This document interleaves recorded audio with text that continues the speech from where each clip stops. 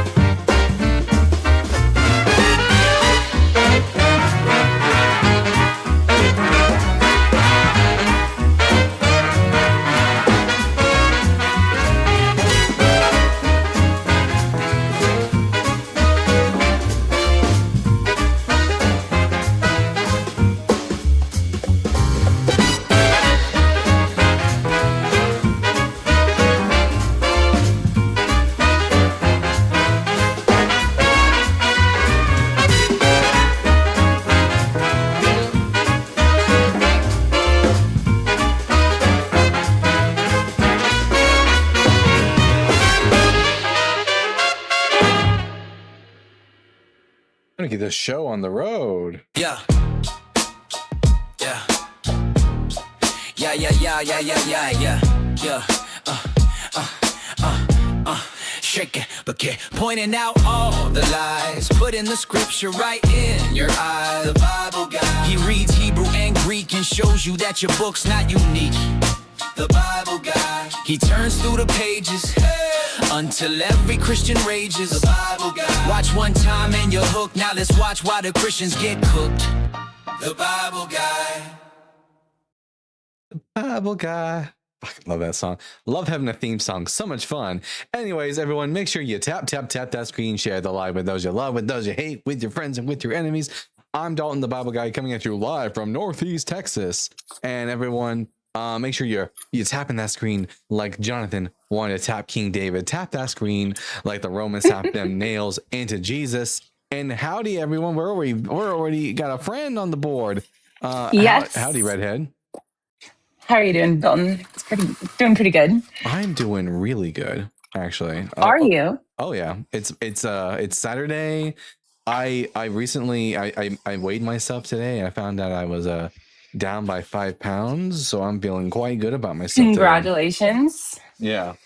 Are you still doing like the VR stuff or? Yes. In fact, I've integrated. I want to ask everyone on YouTube about this. So I started doing playthroughs on my VR on live on Bible Guy After Dark and stuff like that. Would all of you lovely people on YouTube be interested in me also not only doing debates but also on the side, doing lives where I play VR games and stuff like that? I have a couple that are really fun. And we already got a super chat from Game Guy with the $2. You need to clip your music intro and outro music. What do you mean clip it? Like have a separate video so you guys can like listen to them and watch them? Is that what you mean? I can do it. You just like post it like as a post or something. Ah, okay. Yeah, I'll work. I'll get on that. I'll get right on that. No problem whatsoever. It'll be like advertised. It's like your commercial. Be like advertising. All right, we already got some guests, so I'm gonna bring someone up. Let's take a look. We have here. Oh, let me make sure I got everything set up. Yeah, there we go. Got that. We got here Devil Wookie. Devil Wookie, are you at least 18 years old? I'm over 18, and I'm 52. And what pronouns do you go by?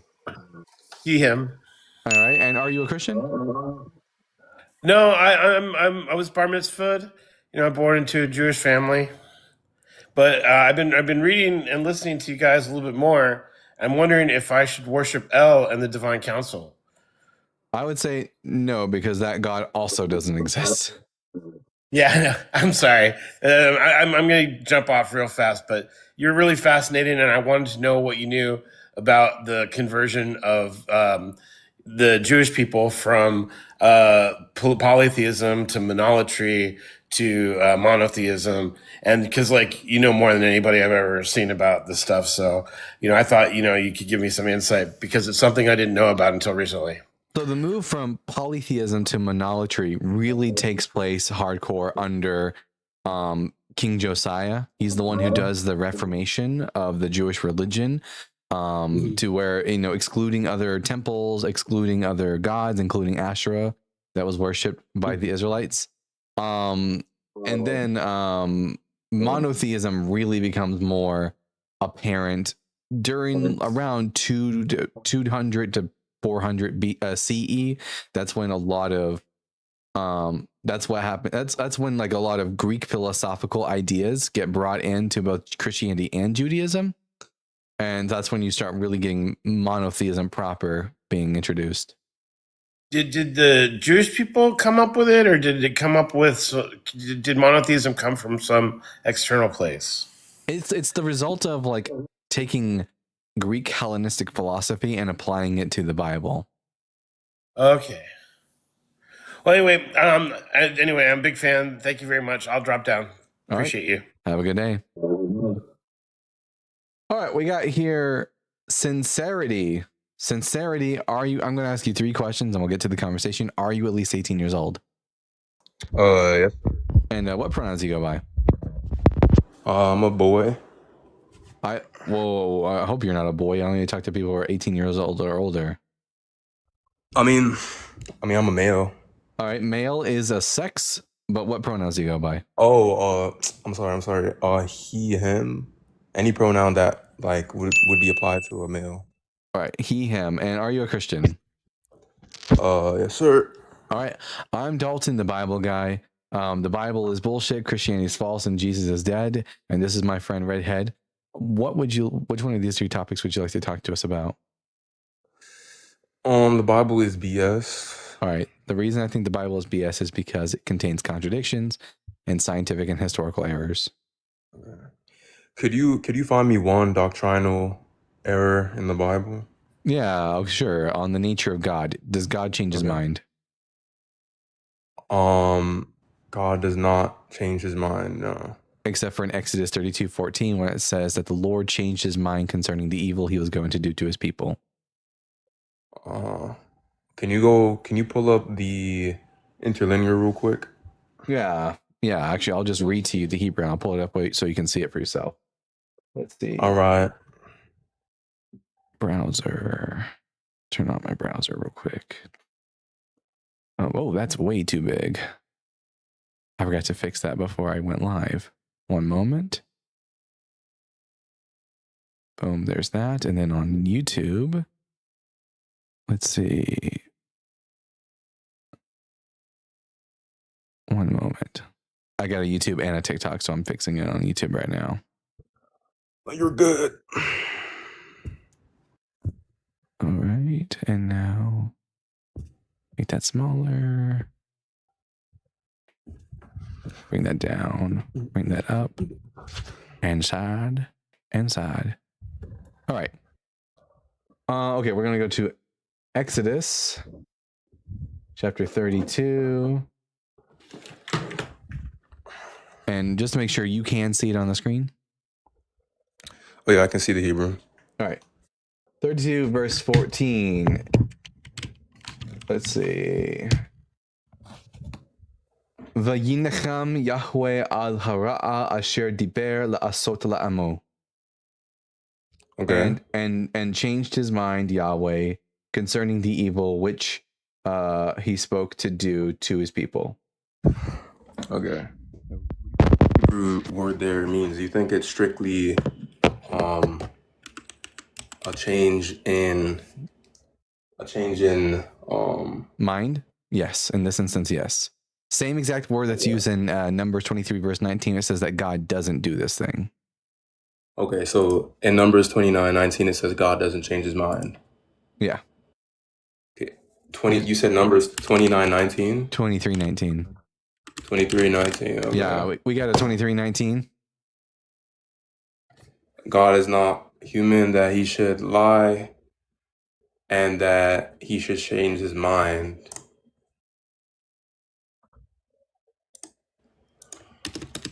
'23. Yeah. What specifically is happening? What is Balaam talking about during? Huh? That God keeps his promises because he doesn't change his mind. If he says something, he's going to do something, it means he's going to do it. Okay. And what specifically is he talking about, though? About the fact that he's not going to curse Israel and that God doesn't change his mind, that he promised to bless Israel, he will bless them. Okay. So he's speaking about his promise to, how do I say, his promise to never curse Israel. Yeah, which he almost went back on. But As long as they do what? As long as they keep the covenant on. Okay. But God also almost changed his mind on that, but luckily Moses talked him out of it in Exodus 32, which is why he changed his mind. I mean, he wasn't going to curse them. He was going to kill them and restart with Moses. Yeah, wipe them out. He was going to break his promises to them. He was not Yeah, going to. but why, though? Because they broke the golden covenant, calf. right? Because of the golden calf Yeah, incident. because But Yeah, has so he he not? promised that But Israel. when God speaks something, he says, "I am going to do this thing." God's either lying to Moses in Exodus 32 when he says, "I will start over with you," or he's not lying and he just got his mind changed by Moses because Moses pleaded with him. Okay, so God is going to wipe out the Israelites Yeah. because he promised that he would curse Israel if they break the covenant, right? Yeah. So when God says to Moses, "I am going to wipe them out and I am going to start over with you," was he telling Moses the truth? Did he though? That's the thing. If I say to you, listen, check text. For example, okay, if I say to you, "I am going to go to the store," but I know with an absolute certainty that I'm not going to go to the store. Am I telling you the truth? Okay. So, okay, I'm kind of interested in the verse, and this is still on topic, right? Where Numbers has said God is not a human that he may change his mind. I'm kind of interested about what specifically this is talking about, right? Is it talking I know about it's Clonmore like Pro Contextu, right? Is what we call it on the channel when Christians ask for context, but the context never really adds no, anything to the not really just conversation. I'm not really talking about the context for a lot. I mean, I already know the context, but I'm kind of interested in what you think this is. Do you believe that there's no distinction between God's nature and how he interacts with human beings? Like, do you believe that the divinity can change? That Because divinity. when it speaks, Well, not if you hold to the Christian doctrine of immutability, but if you hold to the Bible, then Yahweh does change all the time. He changes his mind, he changes his plans because, he's not all knowing. He can have his mind changed. okay. Do you understand the difference between how did they say divine intent and divine decree? Do you know what intent and decrees are? I think we're trying. I think you managed to get away from answering the question that I asked you earlier, which is crazy. Well, You well, have. let me I'm just asking clarifying questions. Well, sincerity. I need you to answer the question I did ask you earlier because you did manage to get away from it. When Yahweh said to Moses, that's a weird Joker laugh. Anyways, when Yahweh said to Moses, I'm not gonna lie. When Yahweh said to Moses, "I am going to wipe them out and I am going to start over with you," did Yahweh know that he wasn't actually going to do that? Okay, wait, can we go to Exodus real quick? 30. It's 32, right? Yeah. Well, can you just answer the question? Yeah, hold up. I gotta pull up the verse real quick. And while you're doing that, do you hold to divine simplicity? I'll answer your question after we're done with this conversation. Well, this is part of the conversation. This is important for this conversation. No, I'm good. Hold up. Exodus 32. Well, no. Do you know what divine simplicity means? Yeah. Do you hold to absolute divine simplicity? Hold up. Bro, He'll do anything by answering a question. He'll never answer this question. Oh yeah, I really won't, low key. Yeah, that's very dishonest of you. All right. I mean, I'll answer it after this. Typical But cowardly which Christian. verse is it? Yeah, let's Which see. Which verse is it in Exodus? Let's see. 32. Joined by Israel. Let's see. Moses, golden calf. Explain this is your God. Moses. It's 32, right? Or am I tripping? Yep, chapter 32. This is your God who brought you out of the land of Egypt. See how stiff-necked people. Now let me be that my anger may blaze forth against them, that I may destroy them and make of you a great nation. Okay, so is this intent or a decree? Well, the Hebrew is otecha legoy gadol. Le'esoi oitecha legoy gadol, and of you I will make a great nation. Okay, Is that so a true? Is that a true? Did Yahweh know that he was going to not actually do that of Moses? Okay, so wait, go back real quick, because I feel like there's different words there, may and will. Can you read it again real quick? Ve'esei oitecha legoy gadol, And I Okay. will make of you a nation that is great. So did God not make a nation of Moses that is great? Nope. He instead He went didn't. with the rest of Israel. Mhm. He Wait, said, what? I'm Hold gonna up. wipe these people out, and I'm gonna make a great nation of you. Did he say I'm going to or that I may? Yeah, I will. It's in the Hebrew. He said I will wipe these Mhm. people out. Yeah, and then I will Yeah. make a great Wait. nation of you. Okay, I'm Did- still trying to find okay. the verse. 'Cause I Okay, can't see your screen. let me It's kind of blurry. let me use an analogy for you because you're having Wait, can you trouble. give me the Let verse let real me use an quick? analogy here because you're having trouble here. If I'm a father, I've got 2 kids, and I say to kid A, I tell these kids to make a project, each one to make a project. And I say to kid A, listen, The Hebrew word there is not I'm will, gonna- it's may. Nope, will. Okay. Do you speak Hebrew? I'm using the ancient Interlinear. faith Hebrew translation. Interlinear doesn't tell you anything about what the Hebrew means. It only tells you I mean- how does your particular translation correlate with the Hebrew, but it doesn't tell you whether or not those words are translated I mean, accurately. there's different parts of the interlinear that shows you how your version correlates and what the actual Hebrew word means. Really, It's what funny does that the- you were bringing up the Wait, word but parts when you're which talking about verse is it divine again? simplicity. 'Cause I want to make sure it's not a different verse I'm looking at. Let me see. Let me Which make verse sure- is it? Let's take a look at the actual stem that's being used here. It's verse 10.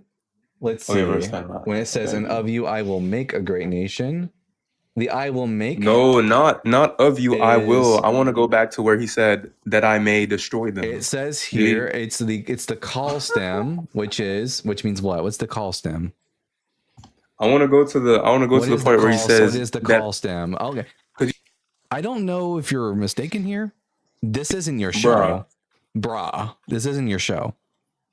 What you just said that stem- he said What stem? you said he What stem is the word VSA? see you just said he will. What stem? You said he will destroy. What stem is in the VSA? What stem is it in? Okay, hold up. Okay, before you said that God said, What stem? you said that he, What stem is it in? bro. Oh my Bro. gosh. I'm not going to let you run away from this. Just so you know, stems in Hebrew is extremely important. It's how we understand what's going on. Okay. So the qual stem, just so you know, is like a straightforward action. This is happening. It's an action. Yeah, not Okay, I may, I will. But before you said that in the Hebrew, in verse 10, he said that I will destroy them. Okay, so the Mhm. Hebrew, the root word, the shoresh, is asa, which means to do or to make. When you add the prefix, the aleph, it means I will make. Okay. So I will make of you a great nation, is what it says. Meaning I know it it's says an that, action. but does it say I will destroy them? In the Hebrew, let's take a look.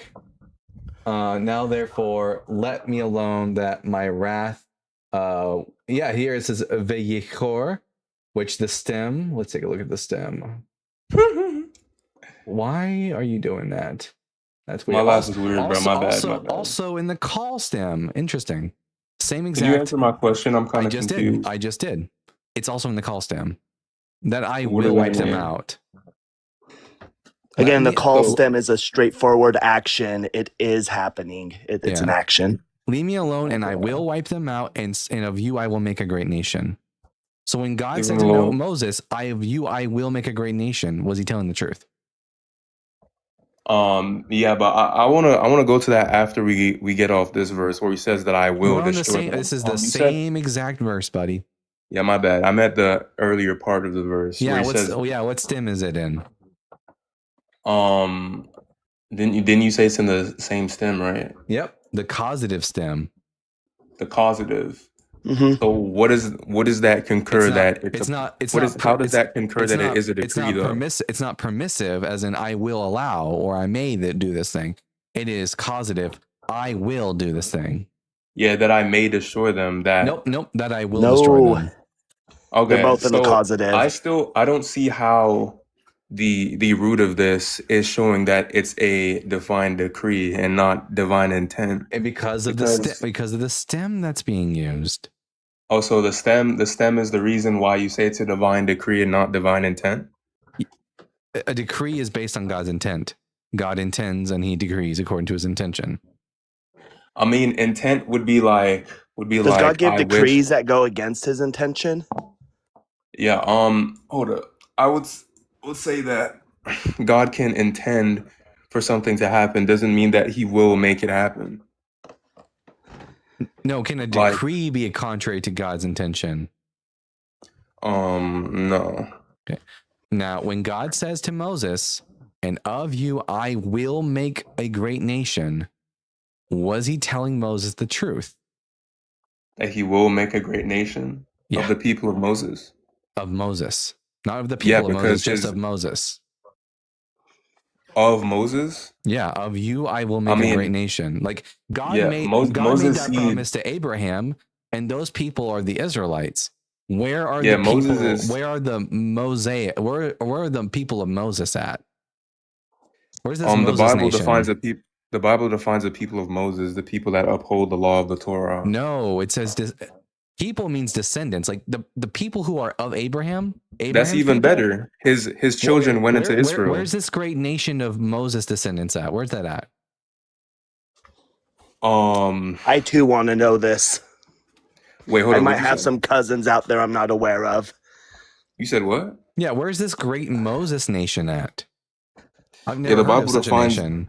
The Bible defines the people of Moses a nation of people.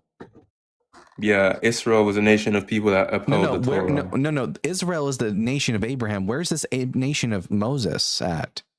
The nation of Israel, true Israelites were viewed as people who uphold the Torah. They're people of Moses. No. Where's the nation from Moses? Like Moses had kids.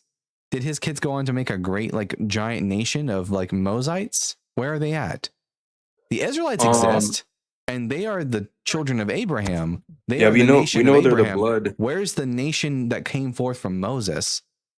Yeah, we know that the Bible. Well, all scholars would agree with me that the people of Moses are considered. No. Yeah, Can you name one scholar that agrees with that? Can you just name one? For example, from Ishmael we got the Ishmaelites, right? From Moab we got the Moabites. Those are nations. Where's the nation that came forth from Moses? It's not just people who keep the law. I'm talking about the Mosites. Where are they at? Oh wait, does it bring up the title Mosite in Numbers? No, there's no Mosite people. Now, biblically speaking, people that were viewed as the people of Moses or descendants of Moses. No, it's not people who just keep the law of Moses. I'm talking about a nation. People a great nation, a kingdom where all the people there are descended from Moses. I would say that David and Solomon were indeed a great nation. David didn't come from Moses. He came from Judah, and which was Moses came from Levi. David come from Judah, different tribes. Okay. So as I said before, right, and if you want, you can refute me. I have. Biblically speaking, there is no nation of Moses. Hold up. Biblically speaking, people who are viewed as the people of Moses, or the people of the law, they follow the law of Moses. No. Can you name one scholar who agrees with that? David and Solomon. The people who keep the law of Moses are Israelites in general. They're not the people, the nation of I'm not talking about the people. I'm talking about a nation. It says of you, I will make a goy gadol. What is a goy? What does goy mean in Hebrew? This is painful. Are you gonna? What is a goy? Yeah. What was a goy? When you don't answer my question, you keep going off on this really bad talking point. Yes, I will mute you. I mean, the false dichotomies you. What is a goy? What does the word goy mean in Hebrew? I think it would mean wait, how do you spell it? G-O-I? Gimel Vav Yud. That hurts. That hurts. Oof. Oh no, I don't speak Hebrew. Goy means nation. Like the Ishmaelites are a goy. Okay. The Amalekites are a goy. The Phoenicians are a goy. The Israelites are a goy.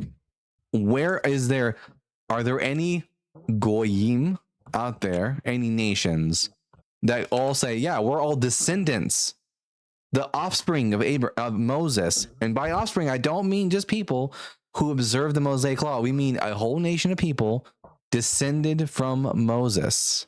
Yeah, where's the Goyim Moshe? Well, yeah. Goyim is the Well, plural. the Bible also says that, like, because this is why I like to bring in biblical context in general. He's not going to tell us. He's not going to tell Yeah, us. I'm answering you right now. Yeah, the Bible. Point is, where did the nation of Moses live? Where did they live? I'm pointing you to where someone can be the offspring of someone without having their blood in them. I don't care about individuals who are offsprings of people. I'm talking about a whole nation that is the offspring of Moses. Yeah, but you're saying that the nation can't be just people who uphold the law of Moses. Correct. There has to be blood related, right? Correct. Absolutely. Okay. In Scripture, Jesus is viewed as the descendant of David, but through Joseph, which wasn't his blood father. He's not the descendant of David. Yes, he is. I have no data to support that. They can. I'm speaking from a biblical context. I already told you that the nation. You're talking about the New Testament. We're talking about the Hebrew Bible. Yeah, you're saying that a nation, right? The nation or the offspring of someone has to be blood related. Yes, right. Who are the Ishmaelites? You're saying that someone who's descended from someone. Who are the Ishmaelites? The descendants of Ishmael. Who are the Moabites? Descendants of Moab. And who are the Israelites? The descendants of Abraham. What do all these nations have in common? That their people are related to Abraham, whether by blood or by religion. They're related to a figure. It doesn't have to be Abraham. And something else that's important as well is most of these individuals, like Ishmael, Jacob, or Israel, they themselves were given a promise from God about their direct descendants, right? And that's what we see all these nations. These are promises that were given to them about their descendants. So where's this with Moses? So, as I was saying before, within biblical context, you don't have to be blood related to someone to be their offspring. Incorrect. Now, the New Testament within biblical scholars, the New Testament introduces a new theology where you can be the spiritual descendants of someone, but in the Hebrew Bible, that's not a thing. Okay, so in the Hebrew Bible, the descendants of Moses are not just the people that keep the law of Moses. Are you sure? Correct. Like 100%. 100%. Within the Old Testament, right? Yep. Okay. Yeah, you can show me where it refers to someone as a child or descendant of Moses who wasn't physically descended from Moses. That'd be fantastic. Okay. But also, remember, we're not just talking about singular individuals who are descended from Moses. We're talking about a nation. That's a collective of people.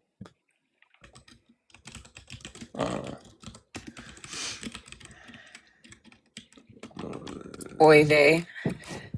Oy vey, indeed. This is an Oy Gavalt moment. This isn't even Oy vey. Gavalt.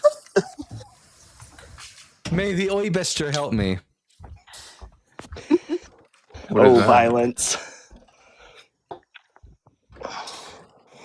Let's see.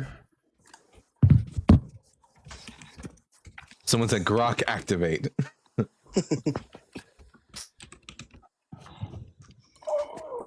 I don't think he's been to the castle of Grok yet. On Blue Letter Bible, how do you put in multiple verses at a time on Blue Letter Bible? Is that only on Bible Gateway? I wouldn't know. Just so you know, just real quick, on the Blue Letter Bible, if you go read down at the bottom of the page, it'll tell you straight up that it utilizes apologetics and that it's not like a reliable translation. Like it tells you that at the bottom. Just so you know. It says that it's not reliable translation? It says it uses apologetics. Yeah. Good thing the Masoretic texts are used in all of these. Like in Bible Hub. Boy, you don't read Hebrew. You don't read Hebrew. Come on. Well, no, you can't. Why are you appealing to the Masoretic text? Come on. And I would add that a lot of the apologetics are relying on a lot of presuppositions that aren't necessarily factual. I need to go take a look at the Blue Letter Bible and see what it says about Isaiah 7:14. Just curious what its translation it would use there. It depends. Well, the Blue Letter Bible has multiple translations, so if you use like the RSV on there, it'll say young woman. If you use the KJV on That's there, true. it'll That's say, true. Yeah. Although if you go to the Blue Letter Bible, click on the Hebrew word Alma and then scroll down past the Strong's Dictionary and go straight to the Brown Driver's Briggs, it'll tell you it's a noun. It means young woman. Mm-hmm.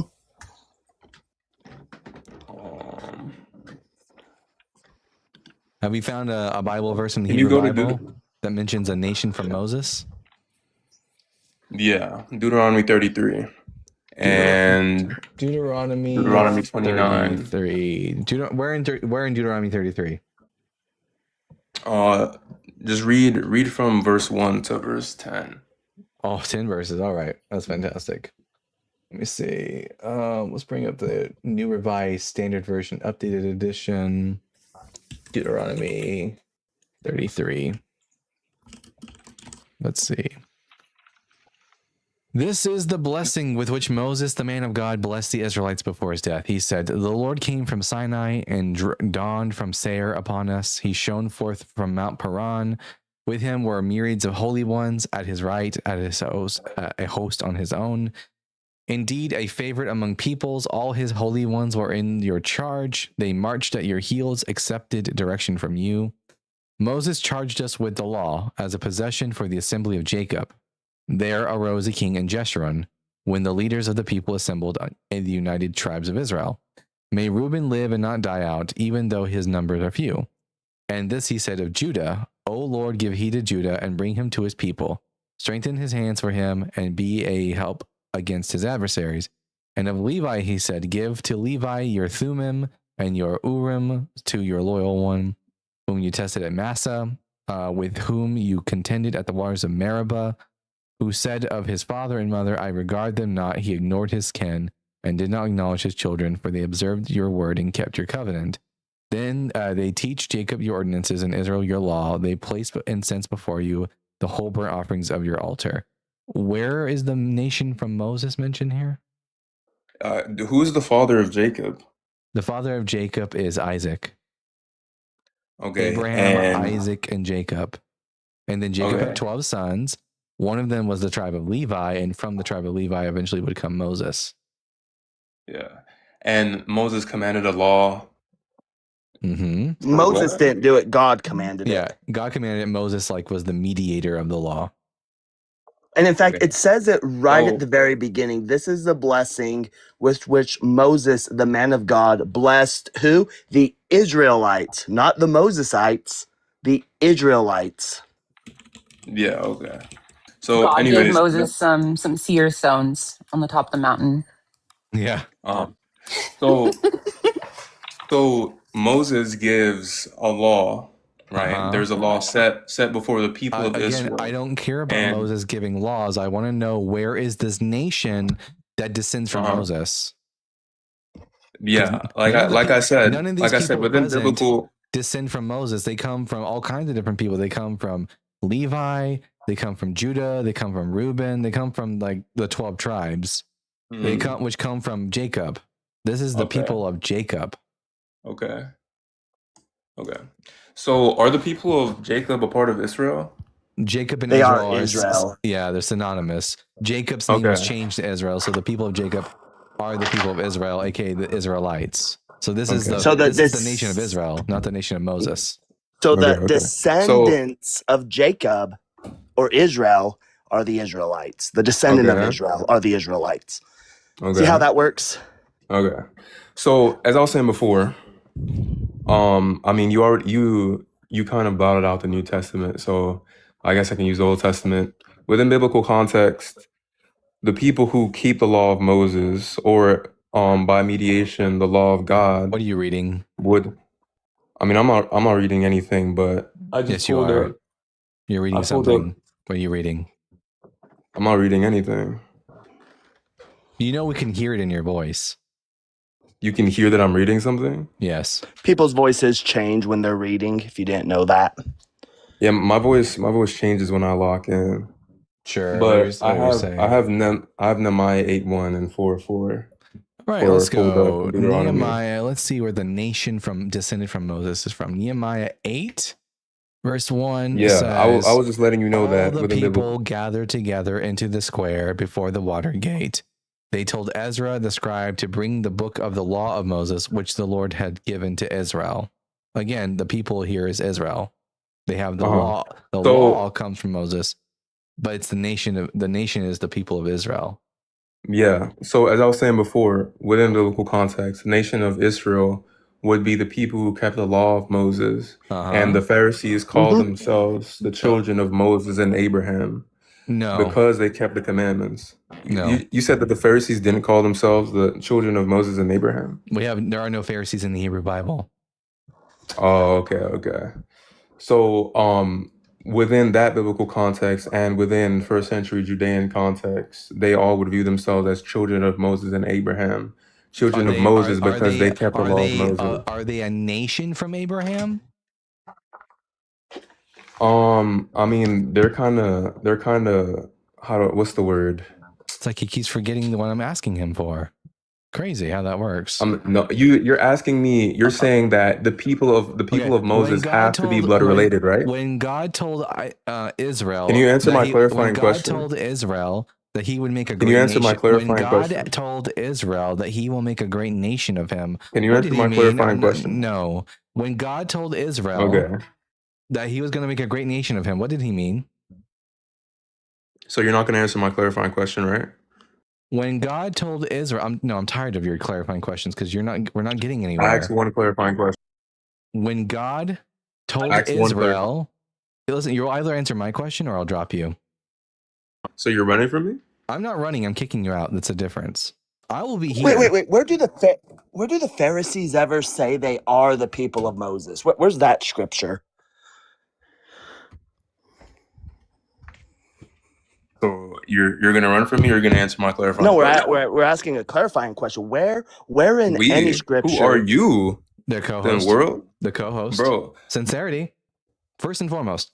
If I kick you off, that will not be me running. I will still be here. You won't. I will be kicking you out. When I kick you out of my house, that's not me running from you. You running? That's you not Yes, it complying is. with it's not me running. I know that's what you have to say in order to try to bait me into keeping you up, but it's not going to work. I don't have an ego nearly as big as your God's. So you're gonna run it from won't me? work. You know what? If So you're gonna run from me? if it makes you feel better, You're running from me, and you're gonna. bye. What a fucking What a child. loser. Man. What a loser. Man, I got excited. Like, do I have cousins out there I'm not aware of? Where's my Moshiites at? Yeah, where are the Moshites at? Man, I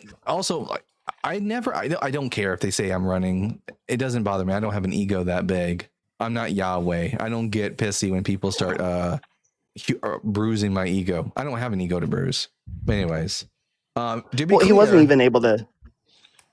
How you doing, Cyber? I am doing fantastic. How have you been? Strikes and gutters, ups and downs. But I'm still that's here. that's for well. Happy Pride. Thank you so much. yeah, to be clear, I actually went out last night. I was at First Friday in Vegas. It was fun for Pride. Nice. now to be clear, I asked guests to find us the nation of Moses. No such nation was ever found. Then when he refused to answer my questions, he'd accuse me of running. So, it is what it is. Everyone, make sure you're tapping that screen. Share the live with those you love, with those you hate, with your friends, with your animal, and with your animals, with your enemies. Hopefully, we can get an interlocutor out there who actually is sincere. The irony of his name. Oh, And guess what I was doing while I was out there? Talking about this kind of shit with people. I can't get away from it. Wherever you go, everywhere I go, everywhere I go. Oh yeah, love that. I just had a lovely conversation with a Hindu, way better than a Christian. Yeah, they're generally more tolerable than Christians are. That's for sure. If God had a car, it would be a red sports car that fits his landing strip head. Wait, what? Does God have a landing strip head? I don't understand the reference. Someone said quack, and to that I say moo. Let's see. If you need a second coming to fulfill the prophecies, then you haven't fulfilled the prophecies. Amen, Functional High.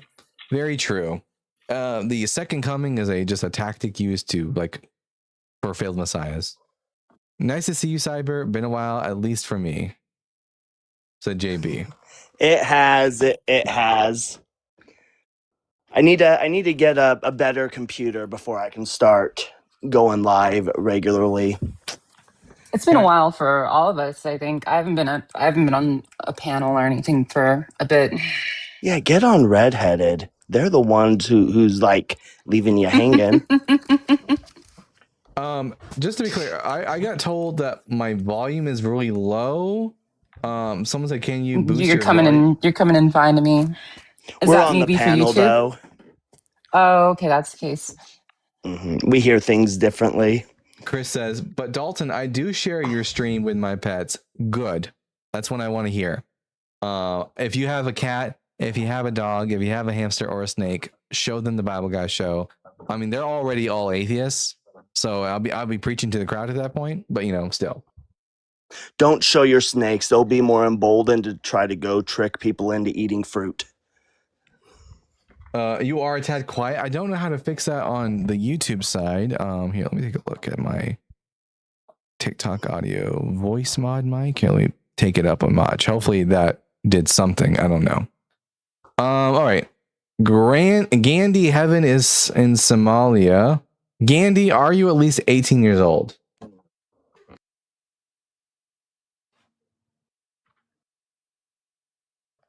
Turning the evil witch. Yo, Are you at least 18 years old? how old? 18. Are you at least 18? 19. And what pronouns do you go by? I couldn't care less, honestly. Him. But there you go. I am. And are you a Christian? Well, no, I just have one simple question. How would you feel if you didn't eat breakfast? Hungry. Good, good.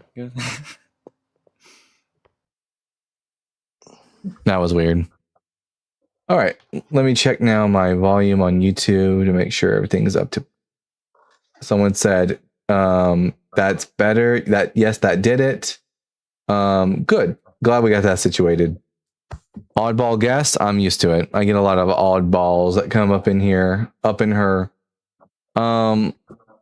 Interesting discussion. Yeah. All right. We have here Arunnakulas son. I'm going to call you Arun. Arun, are you at least 18 years old? Yeah. And what pronouns do you go by? None. None. That's a lie. What pronouns do you go by? I don't use childish. You just used a pronoun vocab. just so you know. Yes. Can you stop lying to me and telling me your pronouns? No. Okay, I don't. Well, then, I mean, listen. Here's the rule: you either tell me what your pronouns are, or I just drop you and move on. No, sir. All right. Don't want to participate? You don't have to participate. Bye, bitch. At Nexu with the $2, audio fixed. Nice. Thanks. Happy to help. It was just a one little thing over here on OBS I had to switch up. I know, guys, these people with their I don't use pronouns. First off, you sound fucking stupid when you say that too. You sound like a snowflake. Fact, true. And Phantom Rick, correct. Noon is not a pronoun, it's an Egyptian god. It's also a letter in the Hebrew alphabet. This is true. Yeah. It's also a time of day. Scared of, yeah, they are scared of pronouns. They think it'll make them gay. You know what? I hope it does make them gay. I hope every time they use the word I and you and me and my in the future that it makes them 1% more gay. Aren't they all snowflakes? Yes, they are. Their refusal to answer is incredibly strange. It isn't strange. It is so strange. But it's because they're bigots. That's all it is. Is TikTok auto bleeping? Oh yeah, it is auto bleeping. If you hear the bleep, that's TikTok doing that, not me. It only does it to the host, though. It does not do it to the guests. Oh, lovely. Y'all can say cunt all you want. Fantastic. Yeah, it's something you have to turn off before you go live. Oh, is it? There's a setting I can Mhm. fix? Yeah, but you have to do it before you go live. You can't change it once you're live. Well, you know what? I need to do a restart anyways. I'm going to go in there right before I do the restart and we're going to fix the sensing because I hate the sensor. It's only funny when I do it myself. All right. We're going to do a quick All right, restart, see you in a everyone. sec. Yes. Luckily, you guys over here on YouTube get to still hang out with me. So let's take a look. If I go live, push go live. All right, let's take a look at the settings. Local compliance checkup. Where's the setting at? Yep. Let Live Studio check your content locally to help comply with community guidelines. No. You limit your profile and videos to see. No. Superfan only chat. No. Superfan only chat. No. Would it be under video settings?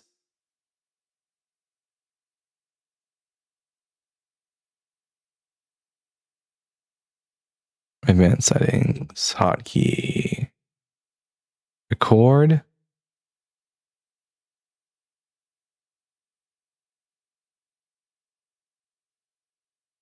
Google it. Yeah, maybe I should just Google it.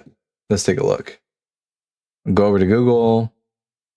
Let's see how to turn off the bleep sensor on TikTok lives.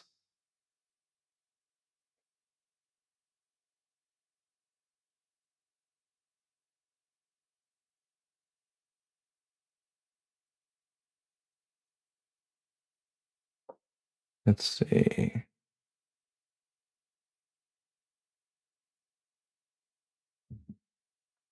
Because I want to fucking curse, goddammit.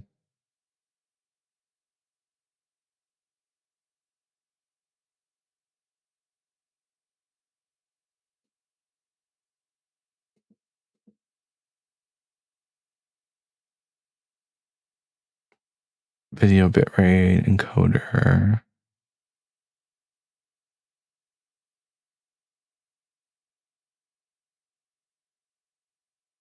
Go to menu, settings, privacy.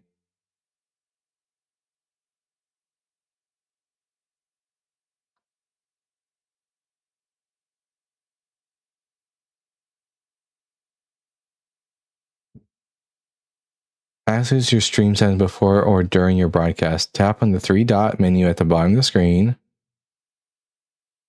Okay. Okay, 3 dots. See it.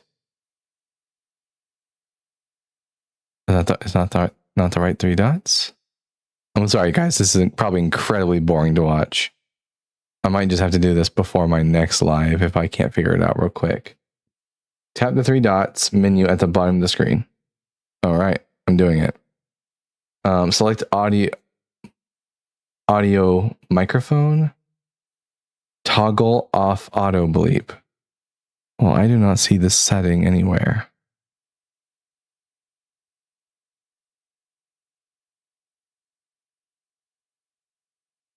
Okay, now it's saying go to your profile. Tap the icon. Settings.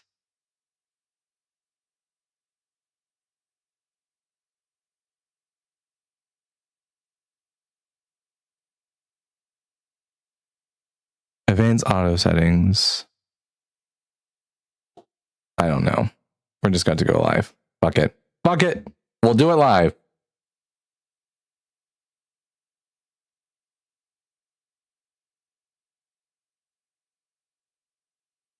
That's incredibly annoying.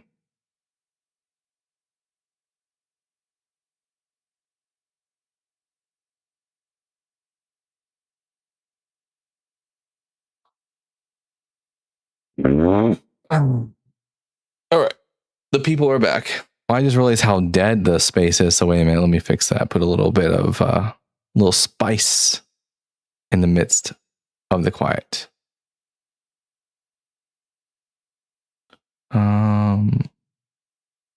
There it is.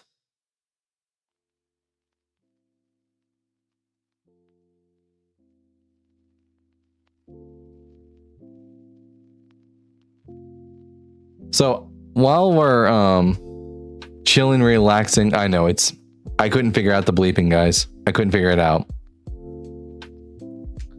While we're waiting to get, oh, wait, it looks like I got someone in the guest box. Probably a friendly. So let's see. Yes. Anyways, so while we're waiting, I guess I'll just go show you guys. Look at this. I'm gonna show y'all a picture of me from a couple years ago, so y'all can see the progress that has been made. Let's see. You're really looking good, Dalton. It's you can definitely see it in your face for sure. Yeah, especially around the neck area for sure. Let me see. Not that. Here we go. So there's me from this is 2 years ago.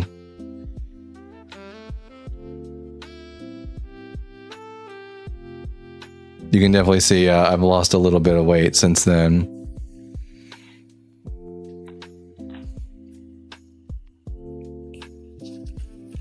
Devious Dalton. I know I look like a fucking baby with my clean shaven face like that. Yeah. But that is the progress that we have made. That has to be fake. It's not fake. That is 100% me from 2 years ago. I don't know why. It's just something about the TikTok filter. It makes my lips look really red. I swear, guys, my lips are not more red than anyone else's. But I've heard that some people like have extra pretty boy. Thank you. Have like their there's more blood in their lips or something like that, so they're redder. I don't know.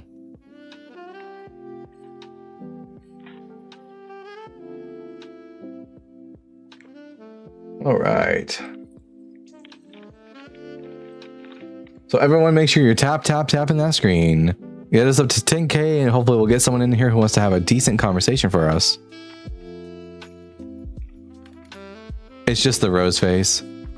Did we do a test cuss? I couldn't figure it out. I couldn't figure out the setting.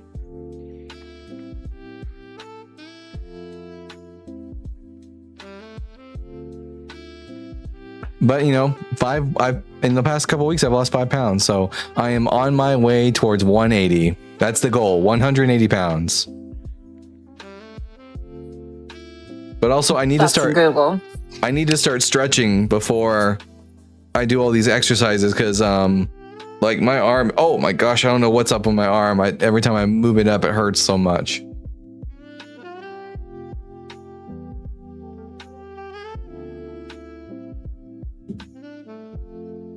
How tall are you? 5'9".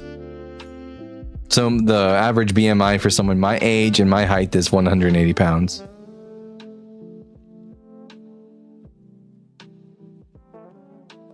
Thank you, Carrie. Very much appreciated. The trick is consistency. You just got to keep every single day. a consistent diet. Yeah. I'm doing it every day. The exercising, eating healthier. I'm no longer doing that thing where I just eat when I'm bored and I'm just sitting around eating. I stopped doing that. That's helped a lot. What's your favorite religion, though? I mean, that's like a tough habit to break, though. Yeah, especially when you sit you around do the thing where house. you just like go, like you're not even like, you just go to the fridge to just like Look. stare at it and look in there. Yeah. Yeah. Luckily, I don't make a lot of money, so like we don't have a lot of food around the house, so that's been helping a But lot. even though you don't know that there's no food in there, you still go over there instinctively to just look in there, even though you know nothing's in there.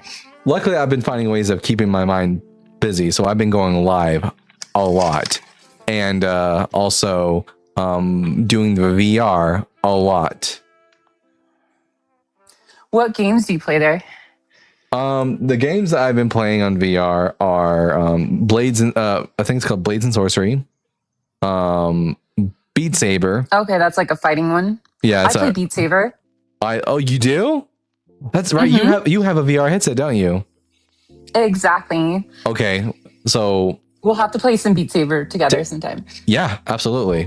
I'm going to be doing it on lives too. Do you want to know how I do it? How do you do what? I choose, well, like for Beat Saber, I do like the settings on hard and I speed it up. I go to expert. Do you go to expert? That's hard. Well, I up the ante though. I put on weighted gloves on my hands, like Oh. 3-pound weighted gloves. Wait a minute. Hi, Kimberly. Hello, Dalton, and my beautiful friend Liz. Hello, Kimberly. How are you? How are you guys? I'm doing it real good. You know, Hey, it's congrats been on. it's Okay, been a I'm journey. sorry, go ahead. Oh, I just said it's been a journey. Velvet, Yeah. you too. I know, Velvet, you have an Oculus as well. We can all get together and play. Hey, Dalton, Yes. congratulations on those 5 pounds. Thank you so much. I appreciate it. I'm trying to do my best to stay consistent. Yeah, you're looking great, my friend. I mean, you're a pretty man anyway. Well, thank you. I appreciate that. I have not been. This is okay, guys. I'll have a real moment with all of you right now. For years, I've gotten nothing but body shaming and stuff like that. It's not until only these last couple of months that people have actually started glazing me up, and I'm so not used to it that on some level psychologically I still have a hard time accepting it. My bird says I struggle hello. with the same thing.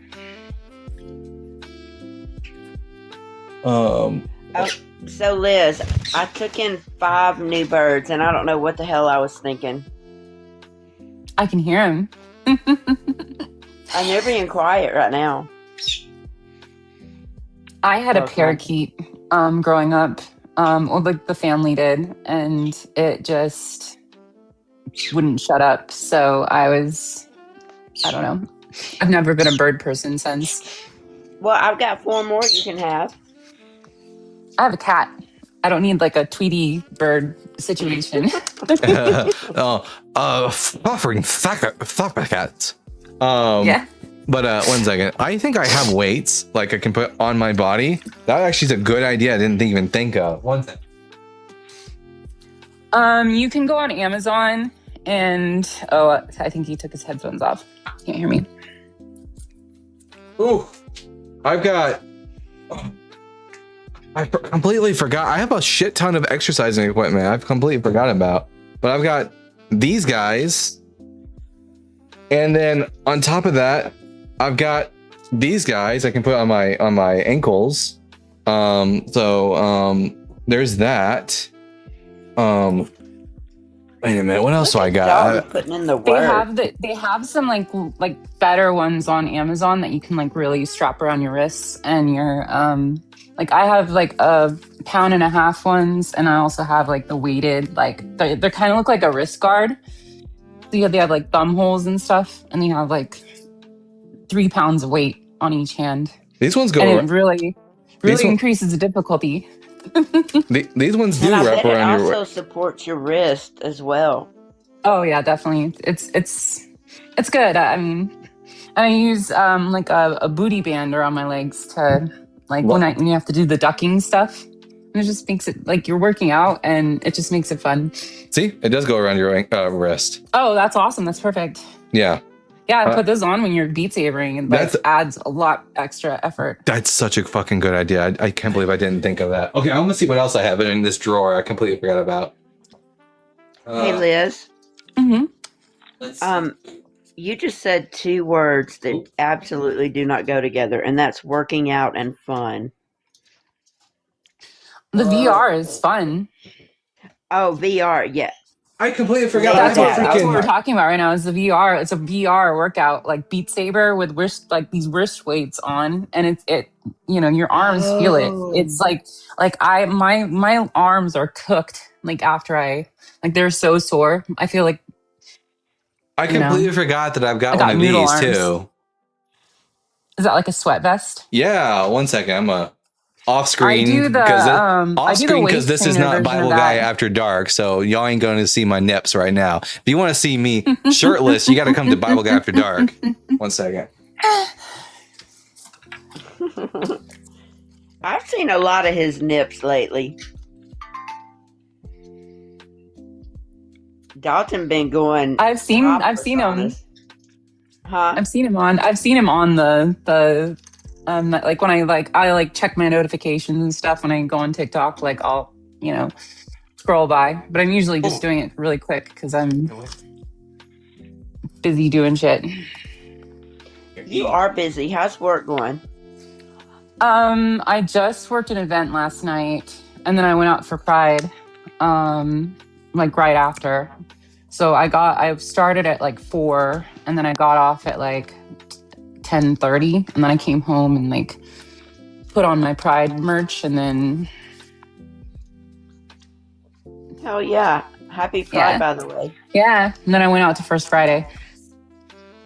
Hey, And how then- did your visit go with your friend that was here a couple of weeks ago? I think it. Oh, it was good. It was good. Nothing like happened Looks like we got or anything, but someone it was good here. to see her. Yeah. All right. Hey, Dalton, you can drop me down if you want. All right, thank you for coming up and talking with us, Kimberly. Yeah. Bye, guys. Bye, Kimberly. Jimmy, are you at least 18 years old? Hey, I'm actually 26 years old. And what pronouns do you go by? I go by he, him. And are you a Christian? Yeah, I am.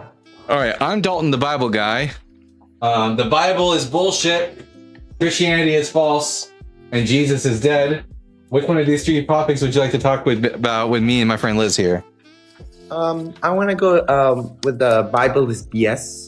All right, I think the Bible is BS because it contains internal contradictions and scientifically and historical inaccuracies. Please name me one. By the way, I'm just coming out saying that I'm gay, but I'm Christian. Just like And I would say W. anachronisms in the text as well. Yeah, anachronisms in the text also help us to believe that the Bible's a bullshit. But W for you, for being who you are. yeah. But I'm still kind of like offended by the prompt. Like That's fine. Yes. Seriously. Yes, very much I seriously. think there's a much Yes. more respectful way you And by could have BS said we it. mean bullshit. Yeah, you didn't really need to say that, Queen. Snap, snap, snap. But I'm not all that really interested in being respectful about it, especially when like you're nice and all. The majority of Christians I talk to are assholes. But also I'm like, I don't feel the need to like be nice about the Bible because the Bible says all kinds of horrible shit. And I don't need to be tone policed, Yes. sir. All right. I mean, look, I understand where you guys are coming from. I was born and raised a Christian. I mean, my dad, he's very, very conservative. He's made me go to Sunday church. He's a Donald Trump supporter. Wow. How do you feel Yeah, about that? I still live with him because he's in his old age. He's getting a bit, but if he found out I was gay, it would be quite the issue. But Christianity isn't all that bad. It's does all teach bad. good things. It does teach good things like I mean, not to kill. Christianity, well, I can already get that without Christianity. Here, Excuse me? what I can already get you that you shouldn't murder people without Christianity. But Christianity has Christianity has good things in it, like a pile of shit might have like a few kernels of corn in it. That is really rude. That is really rude. It's not rude. When It's this true. when this book tells me that women should be considered the property of men and that slavery is okay and that women should be stoned to death for not bleeding the first time they have sex, I don't really feel the necessity to like be nice about what the Bible is. That's in Deuteronomy 22:13, by the way. Wait, I just wanted to ask you guys, I'm sorry if it's a bit unrelated. Are your parents Christians by any chance? Or? Yes. Yes. Okay, because I don't know. I've had some doubts, but I can't fully leave it yet. Okay, I'm well, trained. I went to school for it. I have a degree in it. what is holding you back from letting go of the religion? My father, he can be really abusive sometimes. Are you Wow, s- that's typical. Are you living at home still? I mean, I'm upstairs in my room. I think he's sleeping, so I'm fine. But Do you Okay. recognize that that's like a symptom of a fear-based religion? pardon, can you repeat it again? I said, you realize that that is a symptom of being surrounded by a fear-based religion. I mean, I do get that. I mean, I do remember this one time I didn't want to go to church. Mhm. I was physically forced onto. I was like, grabbed me by my hair, pulled me in the car, and Yeah. I was crying. I remember, and Jesus Christ, that is abusive. I'm sorry that Yeah. I'm sorry that you've gone through something like that. So, like, are you saying to me that the only reason that you are still practicing is because of abusive parents that are forcing you? I want to know, like, on your own personal level, though, do you actually still believe in Christianity? I believe there is a God, but I'm still conflicted. I don't know because You could based just on what my father is, Yeah. I'm so scared. You know, it's hard. Yeah. It really Well, is. listen, if you feel like your life could be put into jeopardy or your health and safety could be put into jeopardy by coming out as an atheist, don't do it. That's my advice. Now, but you can be. Jimmy, what the fuck are you doing?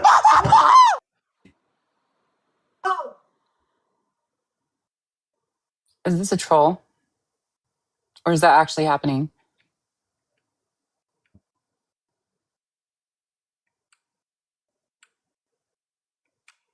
Jimmy.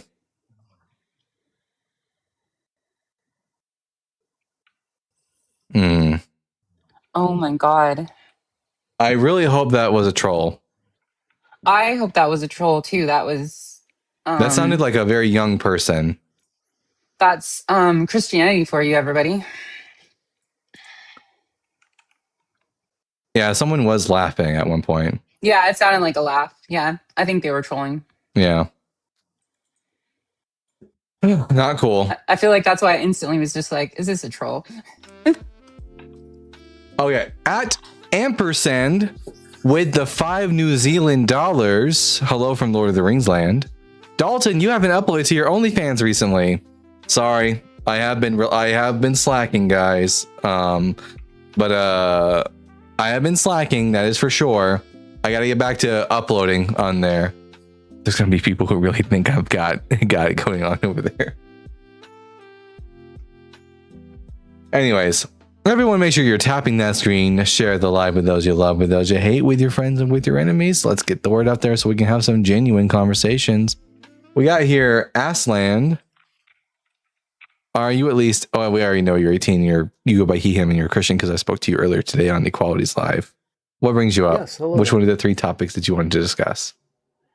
I was hoping we could talk about Exodus 21. We were talking about it earlier, and I told you I'd look into it. Oh, what about Exodus 21 that you can beat your slaves as long as they don't die in 2 or 3 days? No, 21, 22 through 25. Oh, It was, about remember we were talking about abortion? yeah, about the killing of the fetus and how as long as no harm comes to the woman, then the man just has to pay a fine. Yeah. What about it? Did you look at the Hebrew word they use there? Which Hebrew word for which word? Yatzah? Yeah, it means to go out. Yes. This in this context refers to a miscarriage, which is why scholars translate it as miscarriage. Have you seen the Hebrew word shakal? Shakal? S-H-A-K-A-L. Let me just look at the text myself. Exodus 21, which verse? Well, that verse, Exodus 21, 22 through 25 is the verses you told me to look at earlier. Where is Shakal, though? Shakal is in Hosea 9:14 or Exodus 23:26, Hosea 9:14. or Exodus 23. Sorry, a couple chapters later. Let's see. Mashkil. Shakal. Mashkil. Strong's H7921. Yeah, but the word is Mem Shin Kaf Yud Lamed. Where the Mem has a patach. You're talking about the shoresh. The shoresh is shakal. What do you see there? Mashkil. Shakal. Tin lahem Yahweh ma titan tin lahem rechem mashkil feshtim zomkim. The shoresh is shakal. The word proper with its is mashkil. What do you see as the interpretation for that word? Let's see. The Brown Driver's Briggs defines it as meaning to be bereaved. Yep. Keep going. Okay. Compare Syriac, bereaved as in loss of children. Call perfect first person singular. If I am bereaved of father expressing resignation. Imperfect first person singular. Eshkal. With accusative of person, be bereaved of you, both of mother. Third person feminine singular. Yeah, it means to bereave. The death of a child. Yeah, that's accurate. That's what I see too. And the same word is actually in Exodus 23:26, which is 2 chapters later. Mm-hmm. So if Moses meant the baby died, why did he avoid the standard Hebrew word for the miscarriage and use the ordinary word for being born? Well, to be clear, in Hebrew, in biblical Hebrew, there's no such thing as standard anything. They don't have there's no grammarian out there correcting people on their writing. But Yatsa also is another, because by the way, shakal just means to bereave. Yatsa means just simply to go forth. Both words are used to refer to a miscarriage. Okay, wait. I agreed with you up until that conclusion at the very end. Then why do scholars translate it as miscarriage? Do you think that it's highly debated? Only a few scholars do that. It's highly debated. Really? Like the New Revised Standard Version Updated Edition? The ones that don't are coping.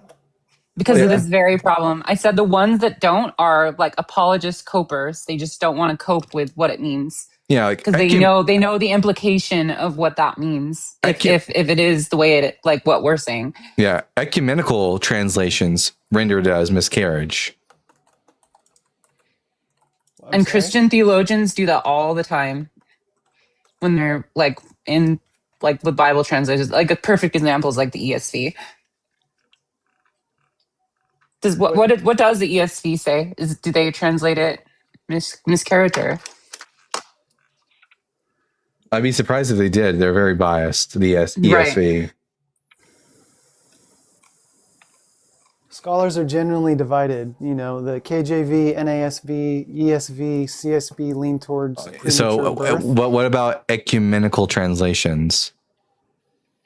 What do you mean by that? Sorry. These are translations that aren't based on a singular group of people who have a bias and doctrinal bias. Instead, ecumenical translations have multiple groups of people from different denominations coming together to fact check each other.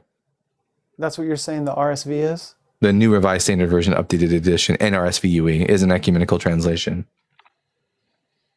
Also, the Revised Jewish Publication Society 2023 is also ecumenical, a Jewish translation, also renders it as miscarriage. When 2 or more parties fight and one of them pushes a pregnant woman and a miscarriage results, but no other damages ensues, the one responsible shall be fined according to the woman's husband husband may exact the payment to be based on reckoning. That's from the Revised Jewish Publication Society 2023 edition. So if you do compare that word with all the other places it's used, it has nothing to do with a miscarriage. Well, Hebrew's words have a wide semantic range. Like the word necham can mean to repent. It can also mean to change one's mind, depending on context. When it's used in the But it's context of a pregnant woman, it refers to a miscarriage. well, I'm just saying that that word yastah, if you look all over the Hebrew Bible, it always is referring to a normal live birth. It Never once no, a miscarriage. no. In Exodus 21, it's referring to a miscarriage. You think that the And man? You think go the look at all man? the other You think that uses. you think the man hit this woman and then she just gave birth?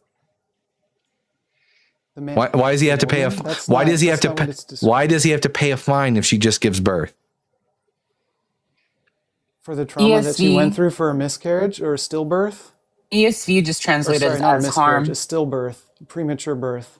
Which is an abortion. That's very traumatic. Which is It's an very- abort. no, Which is no, an. no, It's no, a no, no, termination. It's the stillbirth. termination of a pregnancy. No, it doesn't Yes, say that. It the does not say that. it's the termination It of a does not pregnancy. say that. It's the termination. Was her pregnancy? does not say was that. her You're pregnancy? adding that in. Was her pregnancy terminated?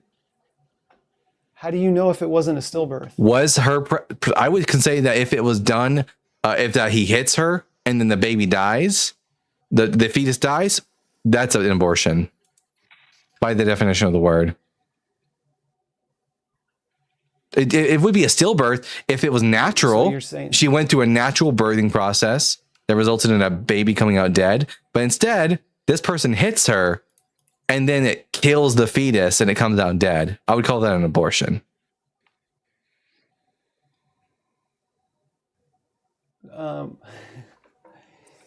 It's a forced You're reading abortion, into sadly. that. No, an abortion is simply the termination of a pregnancy. Her pregnancy was terminated.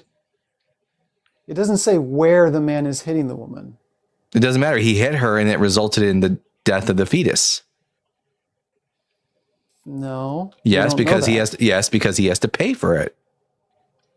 Yeah, because of the trauma of a premature birth. He hit her and it resulted in the miscarriage. Hang on. I mean, while we're in Exodus 21, or were you in Deuteronomy?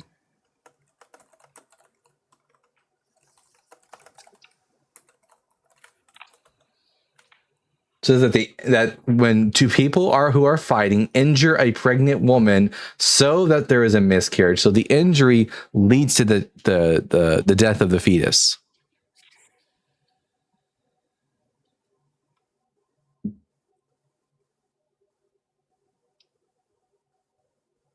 So wouldn't these verses be defending the woman from an injustice? Yeah, the injustice being that they performed an action that killed the fetus, so they pay a fine because it's a property crime. Well, okay, yeah, we're that's what we're debating. So hang on one second, but I'm just saying, aren't these trying to help the women involved? Yes, well, paying. No, actually, the woman doesn't get paid; her husband does, because it's his property that just got damaged. Okay, let me look at that.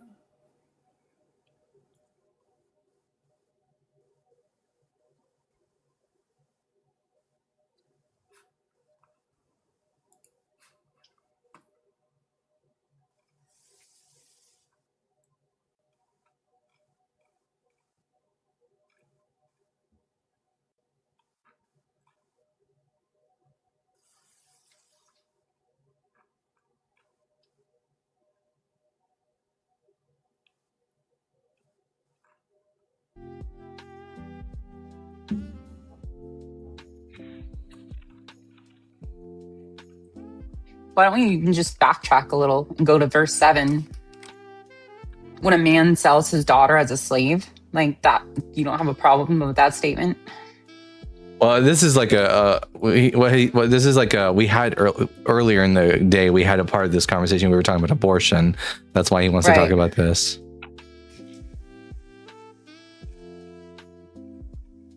Seems like they're just caught up in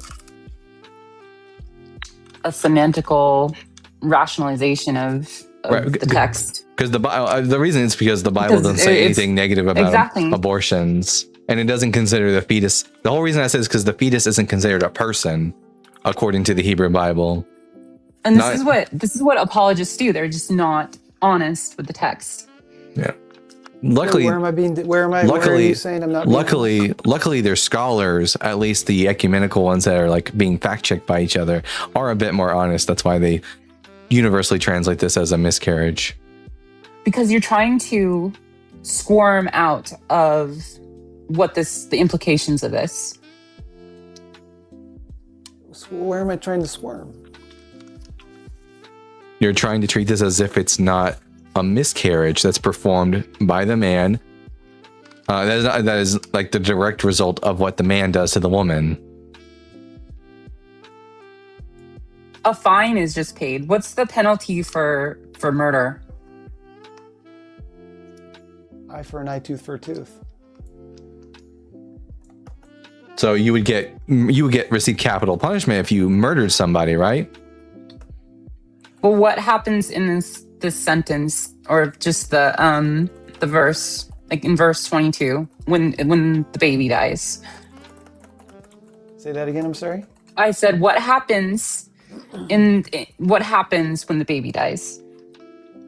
According to this verse. Mm-hmm. Well, I mean, we're all looking at it. You're gonna do the thing again where you don't answer the questions like this morning. Can you just answer the question? Yeah. Pay a fine. There you go. Pay a fine. Yeah. No, I know that. So yeah, do you see the dichotomy there?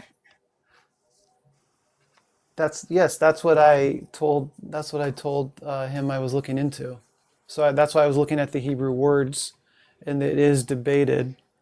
But what's the implication of that? Is what we're trying to get to. The implication. If the punishment for killing someone, yes, I see your implication. is death, and then the punishment for a miscarriage happening is just a fine. What are the scales there in terms of the value of whether this is a life or not happening? Yes, you would definitely see an imbalance, for sure. And I think where you don't understand is what the Hebrews like saw as like life. Like, what is it? Dalton, you're really good at talking about that. Yeah, you're not considered a living being, a nefesh chaya, until you take your first breath. Which is why in Judaism, in the Talmud, there's no problem with killing a fetus in the womb, because it's not considered a nefesh chaya. Like, they literally abort babies with the what's the abortion one for like an affair? They make them drink the Numbers 5. Although that's not, we don't know if the woman in question there is pregnant though. Right, but it's kind of like a plan B though. That's still a part of abortion talk. Somewhat related, yeah. Aslan? Yes. What are we doing right now? Looking into the meaning of what the context was for describing the situation between the woman being struck, by the man in this case, and what the intended legal protections were trying to do. When you figure it out, you call back in. I can't have all this dead space. Workstar Junkie, are you at least 18 years old?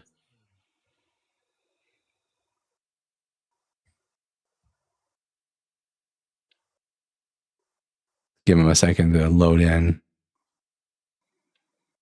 Riveting television here.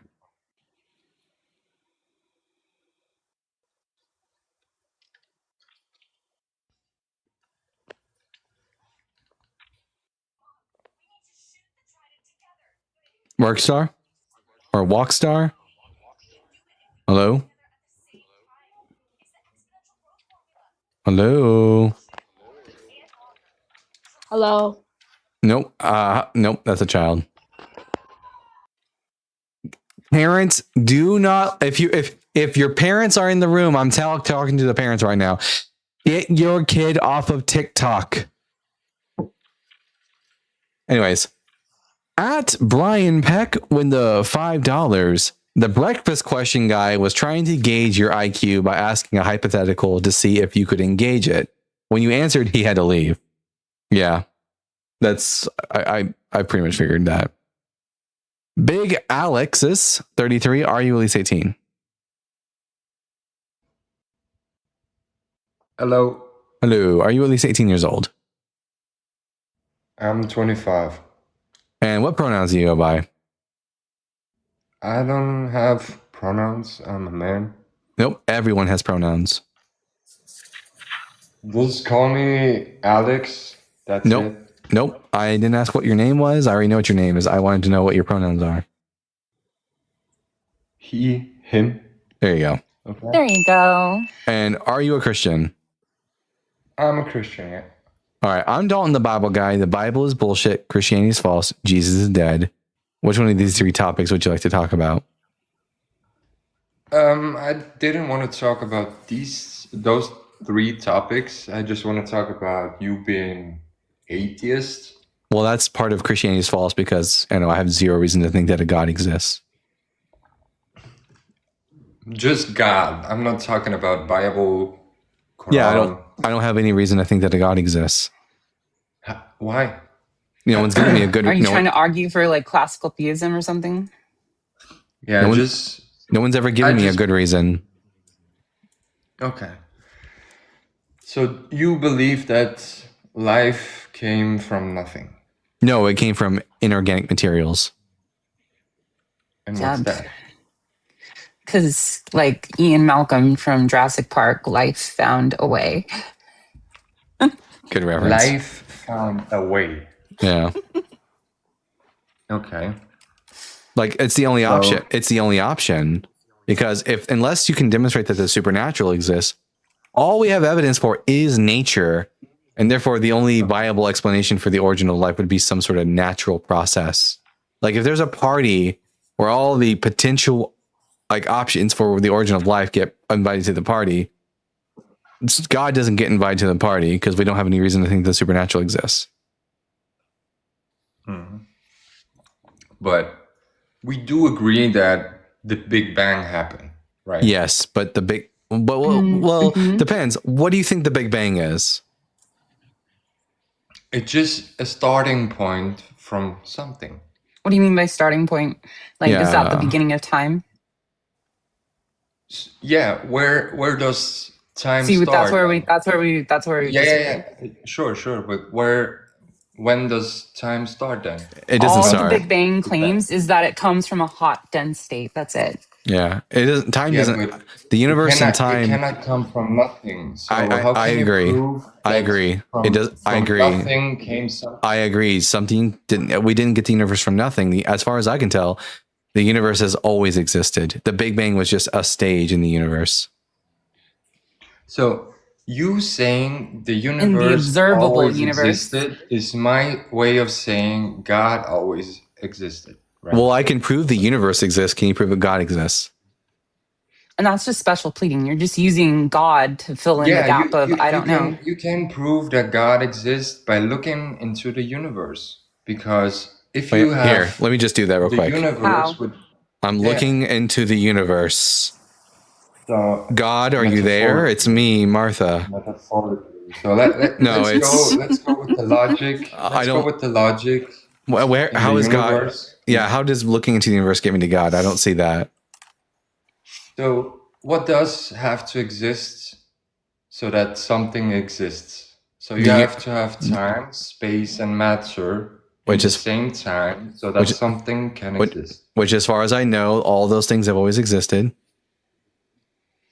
So it has to exist at the same time so that you can put something somewhere at some time. All those things existed at the same time as always, as far as I can tell.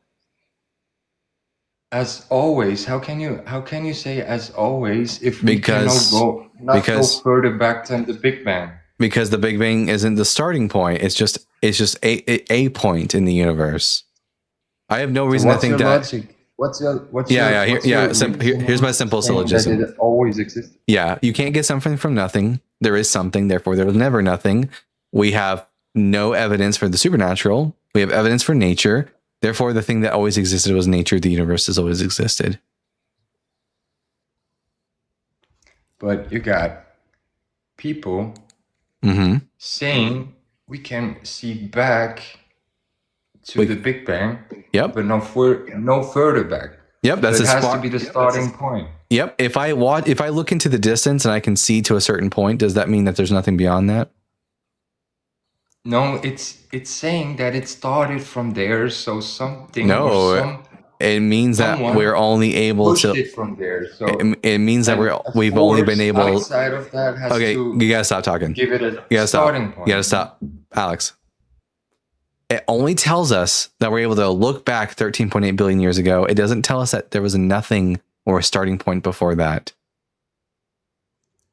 The thing is, the material, the atoms were so compressed, so hot together, nothing even existed before. No, they existed. They were We just. cannot prove. We cannot. They, no, we Alex, cannot you just prove that something- you just contradicted yourself. You said the atoms were highly condensed, meaning that they existed, which means there wasn't nothing. No, I'm saying that it started from there. So How do you if know? nothing existed before, I'm saying that someone. How do you had know? to have it made it? How do you know there was nothing before the expansion began? Because if we look into the universe with time, Uh-huh. time goes on and on and on. And Uh-huh. if we rewind it back, Uh-huh. we get to the starting point. No, you don't. You're it's begging the question. We get to a point in time, but we don't have any reason to think that that's the starting point. That's just as far back as I can see. Again, You the got analogy I all gave you is professors if I look off into the around the distance, world saying Big Alex. exactly that. Nope, Alex, guess what? 68% of physicists don't believe the universe have a beginning. That's a new survey recently went out. That and we have polled scientists, physicists specifically, and 68% of them don't agree that the universe had a definite beginning. No, they cannot prove it that it was the beginning. They're not actually saying that this is true. They don't actively. They don't actively cannot- hold. They cannot say They it. don't They actively don't hold. know it. Alex, stop talking while I'm talking. The newest survey says that 68% of physicists do not actively hold to a belief that the universe has a beginning. What?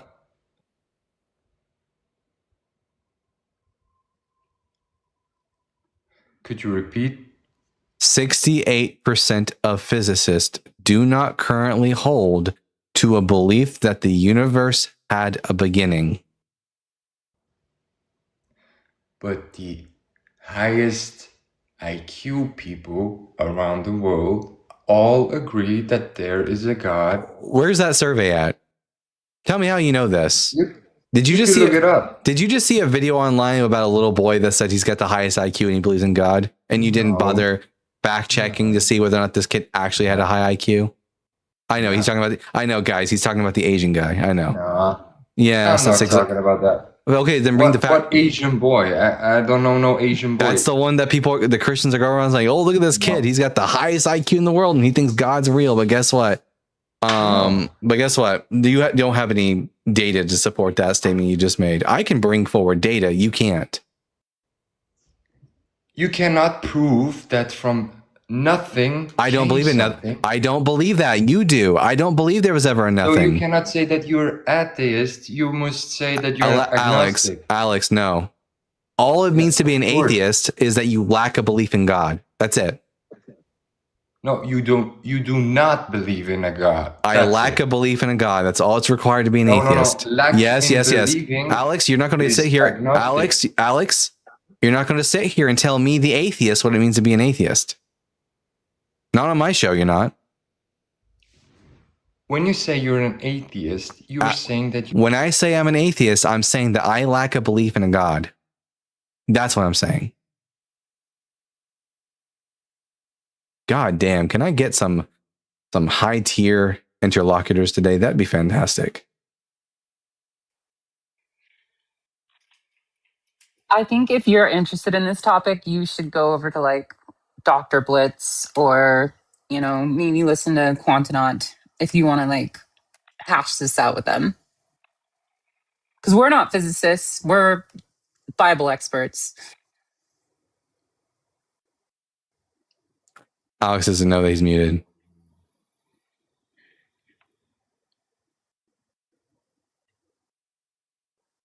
Alex. All right. Jesus fuck. At ampersand with the 5 New Zealand dollars. If God is a man, does he have to give himself a circumcision? And how big is it?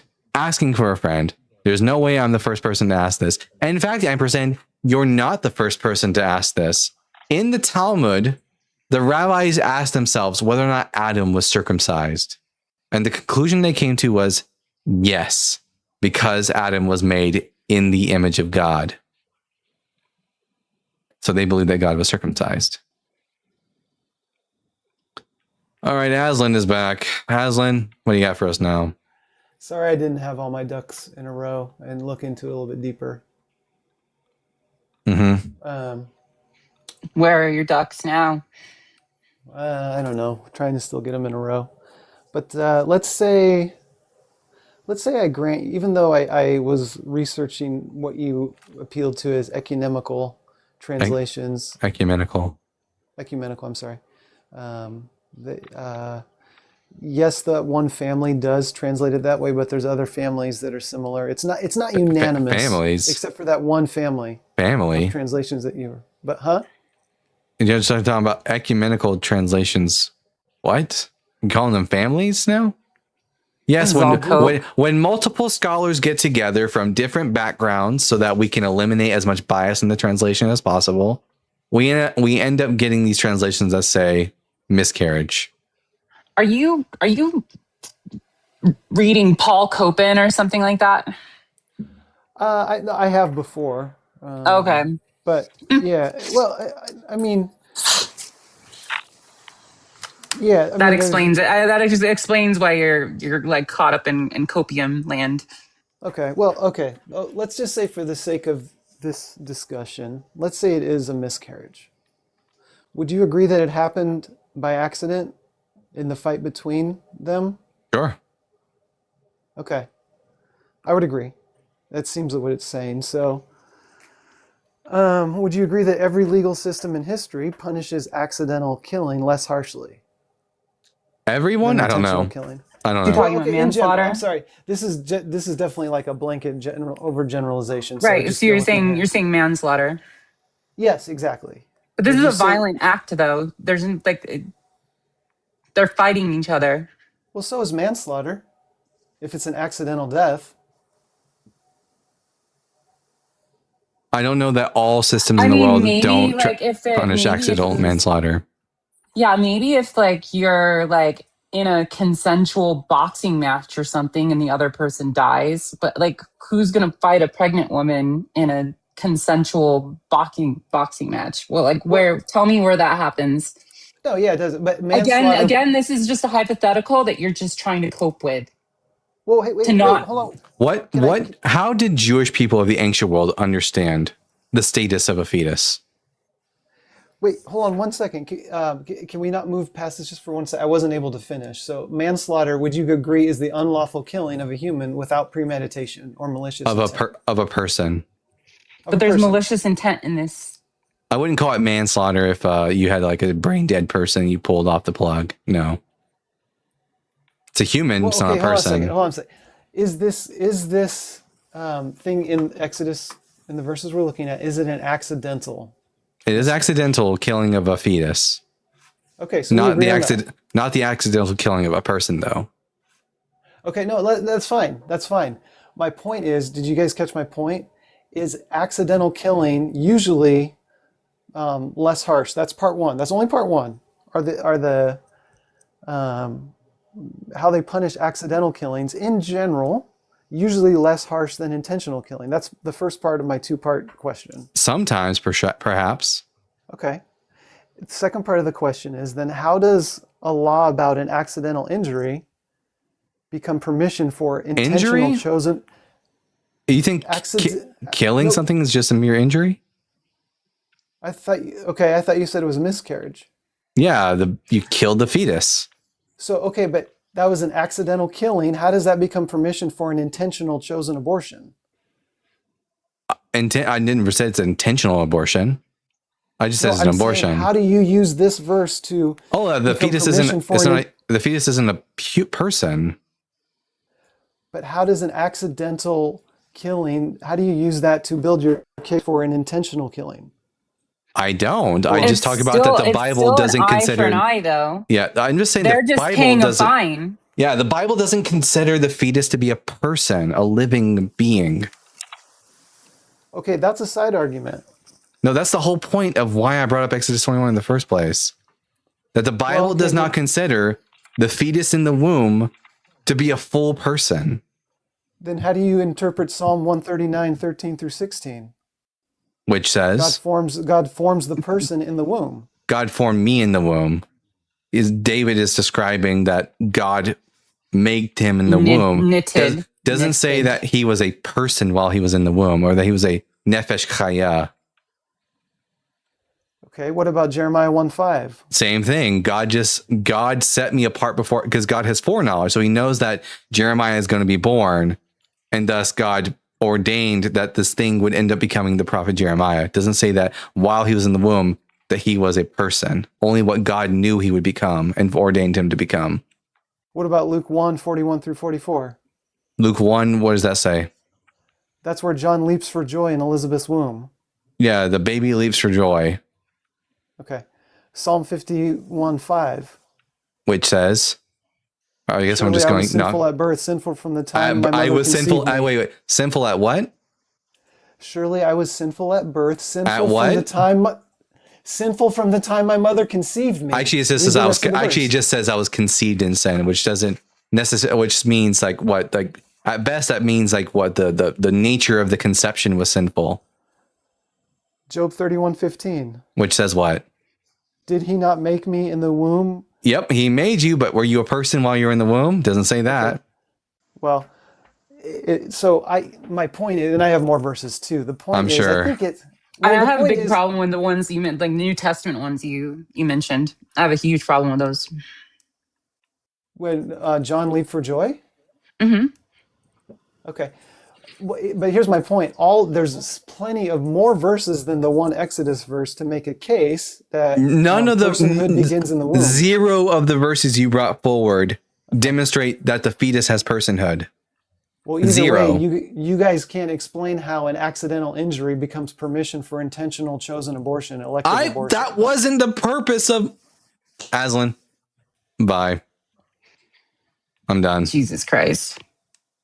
God damn. That's insufferable. Fuck. Again, it's just copium. I've been dealing with his ass all day. He's reading Paul Copan. That should tell you all you need to know. I've been dealing with his ass all day long. I'm so over it. I've been debating abortion all day long with Asland. Anyways. God damn. All right. The bleep after the fuck is fun. Yeah, I said fuck and then it bleeps me afterwards. If I keep saying it over and over again, will it be able to get me? Fuck. Do I need to say fuck for you or what? It won't bleep you, luckily. The call 365, are you at least 18 years old? Yes. And what pronouns do you go by? Can you repeat that? What pronouns do you go by? What pronouns? What fucking pronouns do you go by? None of them. That's a lie. None of it? Do you know what a pronoun is? Yeah. Pronouns, what? It's a word that replaces a noun in a sentence in order to avoid repetition. Words like he and him, she and her, they and them. Which one of these up? I'm human, I'm a male. Him. All right. And are you a Christian? Of course I'm Christian. All right. And I'm Dalton, the Bible guy. This is my friend, the redheaded trouble, Liz. The Bible is bullshit. Christianity is false. Jesus is dead. Which one of these three topics would you like to talk about? Well, your topic is contradictory against the Bible. What? Your topic is contrary against the Bible. My topic is contrary to the Bible. Yes. Yes, it is contrary to the Bible. I am going against the Bible Why? because the Bible's false. Oh, the Bible's false. Yes. What makes you think that the Bible false? It has contradictions and scientific and historical errors in it, and also And anachronisms. anachronisms. I'll add that to that. So you say that you are gay? I said that I'm what? Gay? No. No, I am though. You are? Hmm. So that's why you said that the Bible it has some contradiction. No, because I'm straight, and I also It's say the against your Bible. biology. Wait, no. The call. Stop saying silly things. I'm straight, and she's gay, and we both agree that the Bible is bullshit. It has nothing to do with our sexual orientations. Yes, it does because It doesn't, because I'm straight. I'm straight, and the Bible's bullshit. But you So are you defending suggesting? her Are you position. suggesting? Are you suggesting that I am rejecting the Bible just because I'm gay? Of course, you're rejecting the truth. No, it's not. That's There's nothing. not the case. No, if the Bible, And he's defending no you. amount of me being gay or liking gay people will suddenly make me okay or not okay with the fact that the Bible says that the Earth is flat. Yeah, but the thing is that there's neutral. There's no neutral here. You gotta be with God or with the devil. Which one you No, gonna choose? neither of them exist. Wow, bifurcation fallacy right off the bat. Yeah, neither of Bible those, says- neither of those fairy tale characters that you just mentioned exist. So I'm not either with the God or with the devil. It can't be with someone that doesn't exist. Jesus Christ, we got a real genius here, don't we?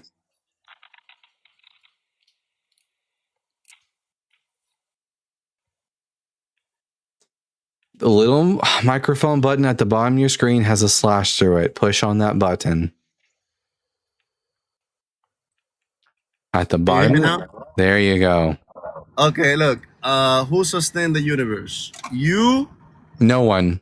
No one sustains itself. it. Itself. I have no reason to think I don't have any reason to think the universe needs to be sustained. It's not like at any given moment it's just going to stop existing. I have zero reasons to think that a thing that does exist could suddenly stop existing. Okay, I have a question. I think for you. I think if the universe could talk, it would say, "I have no strings on me." Hey, but when you plant, listen, when you plant a seed, right? And it turns to a plant or a seed or a tree. I mean I've been planting a lot. I Who got a lot. gives the power? Listen, who me, gives the power to the earth, to the soil, to Not let who. the, you know, Not who. No one. work like that? No one. No one. No. By the way, the only time I ever plant seeds is at night, right before bed. I have a special like sock on my bedstand for that. But like, besides that, no. The Earth has like it's a natural thing. It has chemistry. It has dirt reacts with natural. It's like it's all very natural. There's no who responsible for like why you can plant seeds inside the earth and they grow. That's just what nature does. You consider yourself an intelligent being, or you consider yourself? How you consider yourself? Yes, I would especially after More intelligent than most. After taking these calls, I definitely feel very intelligent. Okay, so who gave you that intelligence? Me. Yourself? Yeah, I studied. Genetics, I studied. like environmental, nature versus nurture, environmental. Okay, you study, but what the academics came from for you to study that? From people. It came out of the blue. From people. From what people? So what did they study? Nature. Nature exists. People observed nature, and then they wrote their observations down so that other people could learn the things that they found out. No It's God called required. methodological naturalism. Well, who gave them the intelligence to do that? No one gives it. Okay, there's no. Okay, call. You really need to lock the fuck in and listen really closely. There's no need for a who to provide any of these things. We have plenty of natural processes that result in human beings coming around with brains that are able to take in sense data and compute it with their brains. No who required. He's trying to argue tag without even So knowing you it. think that nature is very intelligent? I think that there are creatures within nature that are intelligent, like human beings. Well, some human beings. Okay, but the thing is that listen to this. I Look, keep how you see nature. I keep getting evidence of human beings though that are very not intelligent. But how you see nature? How you see nature? And that everything is organized. Not every. Nope. Look Not at the every. trees, Dalton. Look Yeah. at the trees. Do you see how the banana Not- fits in your hand just perfectly? Listen, like when a bunch of leaves fall on the ground, is that organized? It seems kind of random to me. Sea animals are in the sea, right? What about animals? What? What about animals? Sea animals are in the sea, right? Yes, sea animals are in the sea. Also, They're it's animals that organized, lived. right? Are they? Are they Land organized? animal live in I the don't know. land, right? Have you ever seen like a group of like shrimp swimming? There's not a lot Who of. made that organization? My- Who made that organization? My God. Anyways, Okay, Rhea Comfort. It's fine. so when you see like a group of shrimp in the ocean and they're all just sort of swimming about, I don't see very much in the way of organization. It's all like a swarm. It's very random and chaotic. Jesus fuck.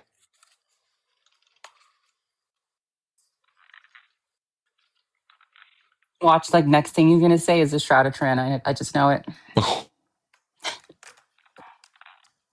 Hello? Hello? The call. Is it? They're not even smart enough to work the mute button. There we go. I thought you dropped me. You mute me. I'm glad. Listen. That's my internal monologue right now, guys. Sorry. Okay, look. So That reminded me of the Rick and Morty episode when the sun is coming up. Yeah, that's exactly what I was thinking of. That's crazy. So listen, when you see nature, you see the work of God's hands, you know, because everything is organized. I heard half of that sentence. When you see nature, you see. The works of God's hands. No, I don't. You know? I don't see Yes. God's hands in Everything's anything. organized. Like, for example, like I have like these things on the outside of my body. They're called nads. All right. And like they're not very well protected. If you kick them or hit them, I'm gonna go down like a sack of potatoes. The same pipe that I breathe out of is the same pipe that I drink out of. And if I do both wrong at the same time, I will choke and die. Look at these guys. I can't even fucking see without glasses. If this is designed, the designer is a shit designer. No, the thing Can't is see that without his glasses. listen, but we were made perfect. No, before sin I entered wasn't made the world. perfect. I wasn't made perfect. Yo, you have zero evidence for that, by the way. The were Bible. made perfect. Guess what? The Guess things that what? sin Guess what? entered- The Bible doesn't even say that Adam and Eve are perfect. It says the exact opposite, actually. Do you know what the word perfect means? Genesis. Nope. In Perfect. Genesis. Perfect does not mean chapter 1, perfect. Does not mean innocent. Perfect means complete, no, with lacking nothing. no, That's what the word perfect means. we were made perfect physically. No, and, define morally. perfect. Define. No, we weren't morally perfect. We didn't even know. course, yeah, we didn't even before know. sin No. In order to be, you have got to stop talking while I'm talking. It's getting really annoying. So I'll have to keep muting you so I can talk on my show. Crazily enough. I do not think that a person who is ignorant about what good and evil is a morally perfect being. You cannot be a morally perfect being if you don't understand how morals work. If so, then a rock is morally perfect. It also doesn't know the difference between good and evil. But you cannot compare yourself with a rock, brother. No, Adam and Eve You were are basically a like human. rocks. They did not know. Did Adam and Eve know the difference between good and evil? Well, when sin entered into this world, yeah, we get to know Oh, wait, evil. actually, because we only know good. here's a good question. You think God's a morally perfect agent, right? God has the standards, yeah, of the Ten Commandments. Yeah, he's more. He's moral. Is God morally perfect? Of course, he's holy. Okay. He lives in holiness. Can God sin? No, And he can't sin because he's morally perfect, right? of course. He Were doesn't live in holiness. were Adam and Eve morally perfect? Yes, they were deceived by the evil one. Wait. Did they sin? Because you know, when you commit sin, is that you're making a decision. Wait. They made a decision. I thought a morally perfect being can't sin. We can sin because we are created. God can't. Where's the He's- witnesses to this of like the of perfect Adam and Eve? Also, the word perfect is never used once in the book of Genesis to describe Adam and Eve. Do you know when the book Okay, of Genesis was written? in the book of Leviticus, chapter Do you know 11, when the book of Genesis was written? when was written? Mm-hmm. When Moses went to Mount Sinai, he brought the first 5 books down. Yes, that's what the Bible evidence? describes. What evidence do you have of that? Well, what evidence do you have that done? Plenty. Have you ever heard of the documentary hypothesis? Daddy, can we go now? No, those are conspiracy theory. Go now. The documentary hypothesis is a theory, or is a conspiracy theory. Conspiracy theory. People making their own opinion because they don't want to know the truth. Daddy, can They're we looking go for any now? excuse. But I'm gonna request you guys something. You know, I'm gonna ask you something. You know? Anyways, let me guess. He didn't bring any evidence that Yeah. Moses wrote the Torah. And guys, Genesis was written. This is the point I was trying to make. Like Genesis was written like after, like it's in between like 700 BCE and like 200 BCE.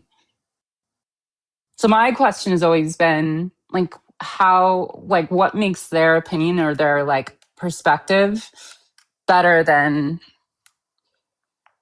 I don't know, anybody that was in the past.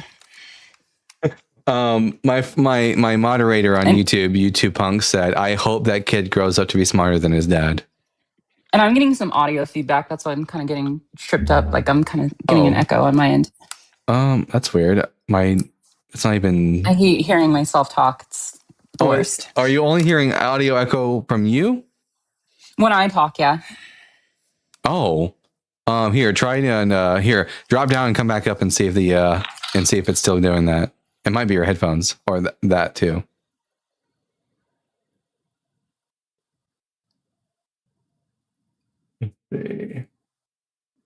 Fuck off, son. I'm arguing on the internet. Yeah, it really does kind of annoy me when I hear parents neglecting their kids just so that they can debate with me. Like, just spend time with your kids. God damn. If I had a child who was wanting my attention, yeah, guys, I wouldn't be like debating some fucking stranger on the internet. Free Israel? No, fuck Israel. From the river to the sea, Palestine will be free. Thank you for the cowboy hat. So yeah, fuck it. Hashtag priorities. Yeah, priorities. Anyways, at Gentleman Viking with the $2. Organized marine animals, Orca Union. I guess in that caller's mindset, there's like a union for like orcas and whatnot. Kind of crazy. That Mojave, are you at least 18 years old? Yes, I am. And what pronouns do you go by? He, him. And are you a Christian? Yes. All right. I'm Dalton the Bible Guy. This is Redheaded Trouble, my friend Liz. The Bible is bullshit. Christianity is false. Jesus is dead. Which one of these 3 topics would you like to talk about? Christianity is false. All right. 'Cause that's something I hard believe. That's something I'm really strong on. All right. Christianity. And, I get it. You can believe in what you believe in, but Yeah. So the reason Christianity Wait, is so false. is he saying that Christianity is true? Yeah, he's saying Christianity is true. Oh, okay, gotcha. Okay. Christianity is false because Jesus didn't fulfill any prophecies from the Hebrew Bible, thus invalidating him as the Messiah. that's why. Well, What? He just left. Okay. I feel like that's that. I feel like the a perfect meme for this is the little toddler that like runs down the hallway and then like then like reverses and goes right back down the hallway. It's hilarious. Like the nope. That was crazy. Luwak, are you at least 18? Yes. What's a W-2 form? That didn't sound very confident. Yeah, what's a W-2 form? Yeah, no, I'm not. Yeah. Okay. Just so you know, I'm That was weird. I would say like 17, 16, 17 is probably where I'd put them. Or maybe 15. Yeah. Night Owl, are you at least 18? Yeah, I'm 19. Excuse me, sorry. What's a W-2 form? But I filled that stupid thing out for my taxes and it sucks. All right. And what pronouns do you go by? She, her. And are you a Christian?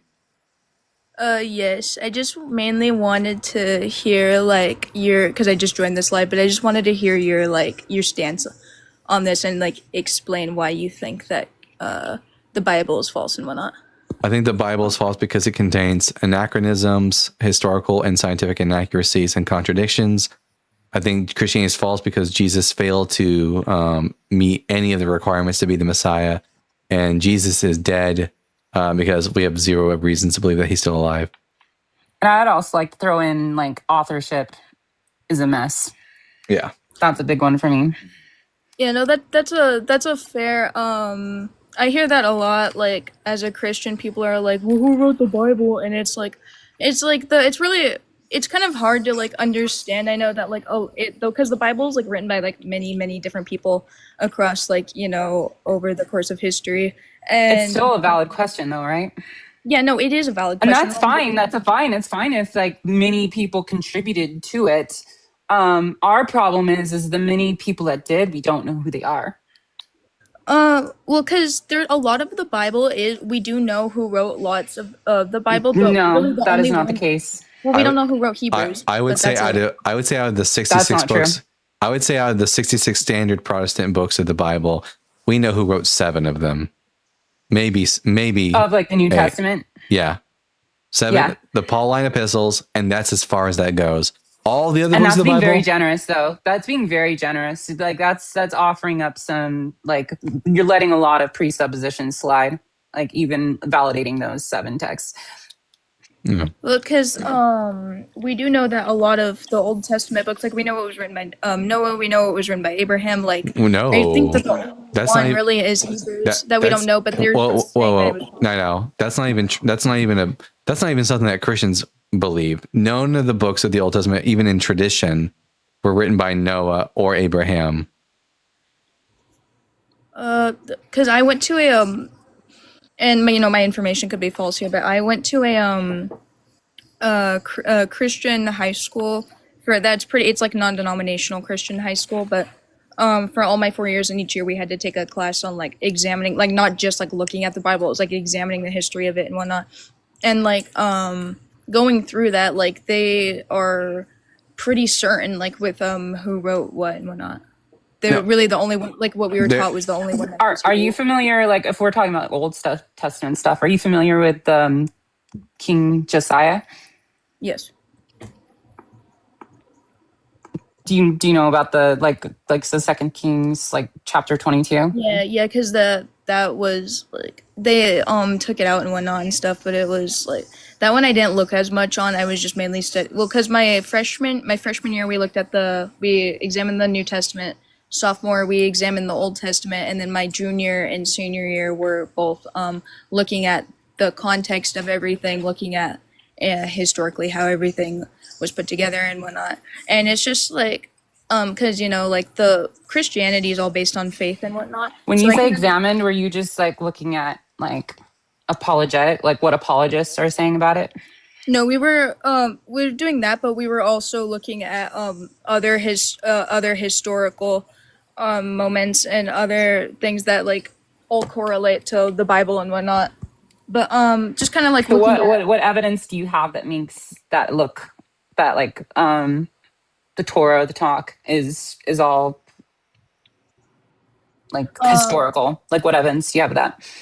there was the what is it called? There was the cave that they found that like had the fragments of Talking about the Dead Sea Scrolls. yeah, the Dead Sea Scrolls. Mm-hmm. My apologies. I have not like gone over this for a hot minute, but yeah, no, the Dead Sea Scrolls, that was pretty consistent with the Old Testament and whatnot. When do you think those are dated? How old do you think they are? I thought they Carmen dated them like super like early and whatnot. 2nd century It's BCE. in between the 7th. Yeah, it's Yeah. definitely somewhere between 7th and 2nd century. But like that doesn't demonstrate that the content of the stories is true though. Like the same contradictions that in the historical and scientific inaccuracies in our Bibles today are still in the Dead Sea Scrolls. If I turn to Isaiah 40 verse 22 in the Dead Sea Scrolls, it's still going to say that the earth is flat. Where does it say that? 'Cause, Isaiah 40 verse 22. I've looked at. Do you mind if I pull that up really fast? Because I've looked for it. Because people have tried to convince me that the Earth is flat, and I'm not a flat earther, but like I'm like, what? Good. I mean, Would you say? yeah, Isaiah 40 verse 22. I'm also not a flat earther. In fact, the fact that the Bible taught that the earth was flat was the first thing that led me towards deconstructing and leaving behind Christianity. What does that say? Bro, why does my Bible like genuinely hate me? Y'all should see my dog right now. She's rolling around on the bed. And can y'all hear her growling? Yeah. I'm gonna try to get my iPad out without alerting her and show you guys my screen. Verse 42. Why is it not pulling up? It says that there's. Okay, I'm looking at my Bible right now. There is no Isaiah 40 verse 42. It ends at 39. 22. Isaiah 40 verse 22. Oh, 22. Yeah. 22, my bad. I was like, oh. 1 second. All right. So the verse says, he sits enthroned above the circle of the earth, and its people are like grasshoppers. He stretches out the heavens like a canopy and spreads them out like a tent to live in. Yes. Do you know what is a circle? Is a circle. I don't think that it's meaning. I don't think that like reading this right now. I don't take this as literally a circle. I think that this is metaphorically. How is it metaphorically a circle? No, because it's saying that he sits enthroned above the circle of the earth. Like, I assume that's talking about heaven, right?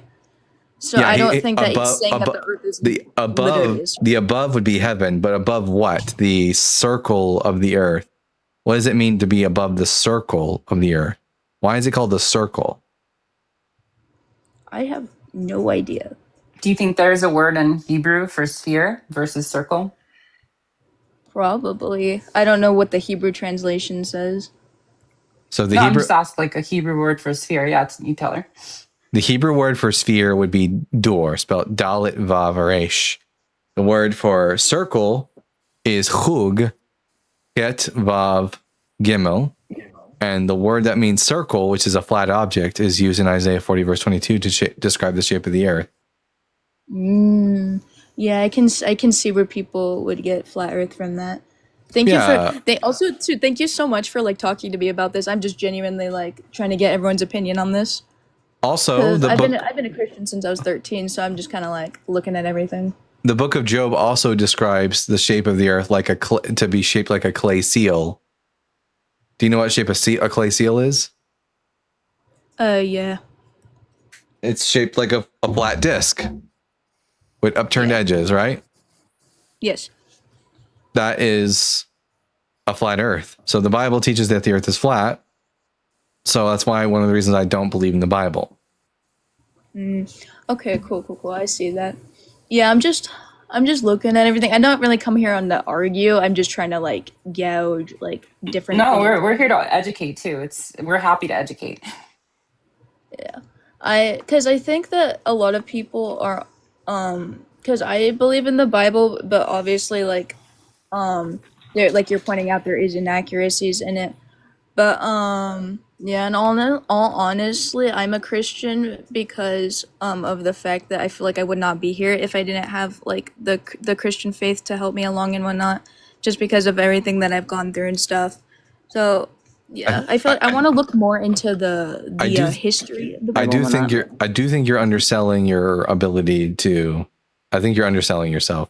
I think that you are more than capable without God and without Jesus. I would give yourself a bit more credit. Mm-hmm. All right. Well, thank you so much for talking to me. I just wanted to see like what a main point was, so I can like have somewhere to start looking. All right. Well, you have a wonderful day. Thank you. You too. Also, your dog is like adorable. Yep, that's A great Nene. question to always ask is who wrote the Bible? Like that's a great place to start with a question.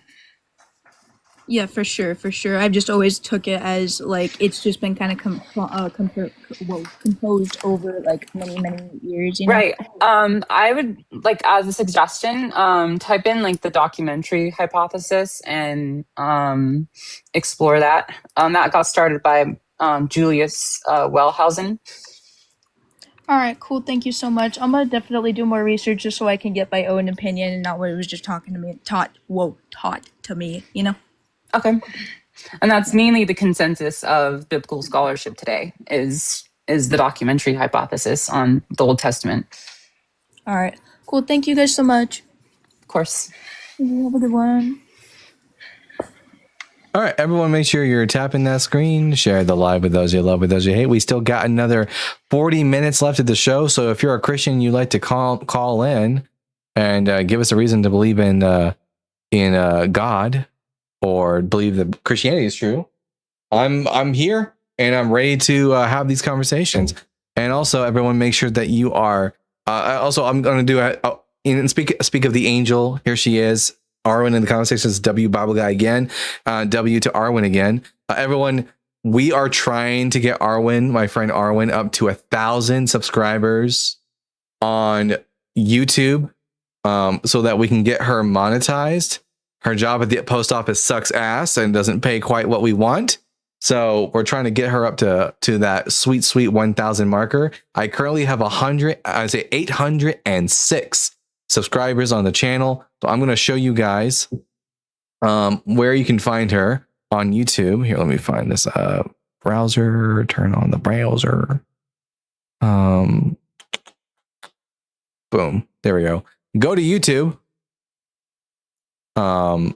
And type in The Arwen Show, ARWEN Show. There she is. Look at her.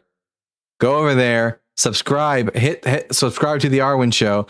806 subscribers right now. I'd like to get that to 1,000 by the end of next week. And I can do that. There's 141 people in here. We can get, if all of you right now subscribe to The Arwen Show, we could get so much closer to reaching that 1,000 subscriber marker. Lauren says they're already subscribed. Lou, my good friend Lou, my beautiful, wonderful, lovely friend Lou. Go ahead, Lou. Do the thing and subscribe to Arwen's show. If you like my content, you're going to love Arwen's content. So there you go. That's me shelling for Arwen.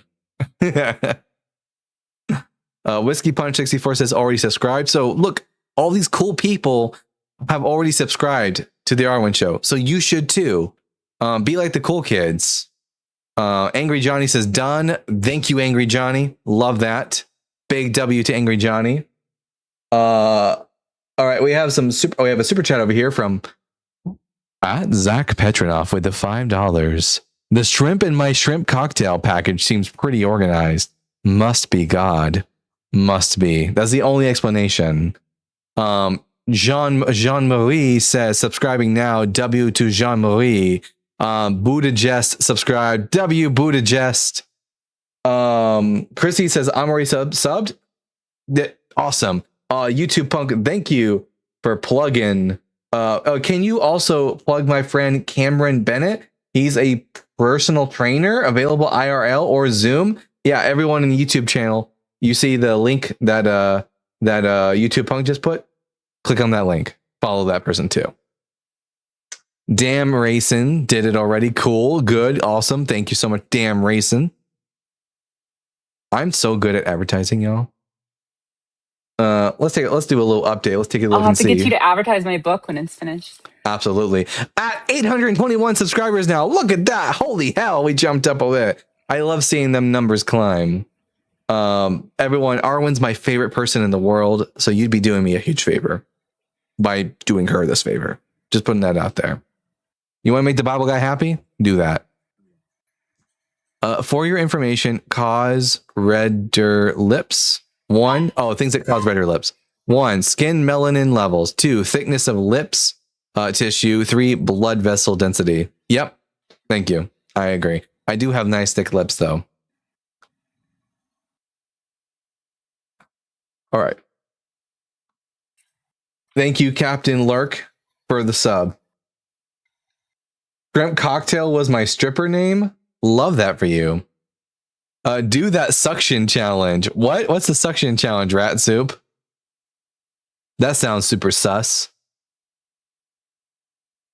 Have you ever seen how red lips get after you get a blood transfusion? It's crazy. Does it look like you're just wearing lipstick at that point?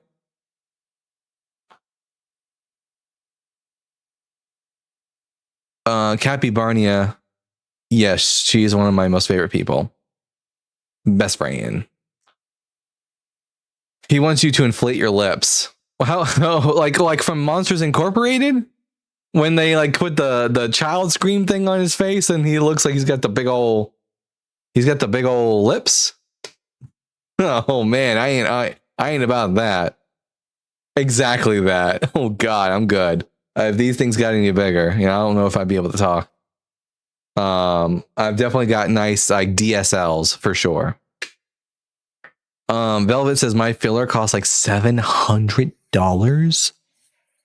That's a lot of money.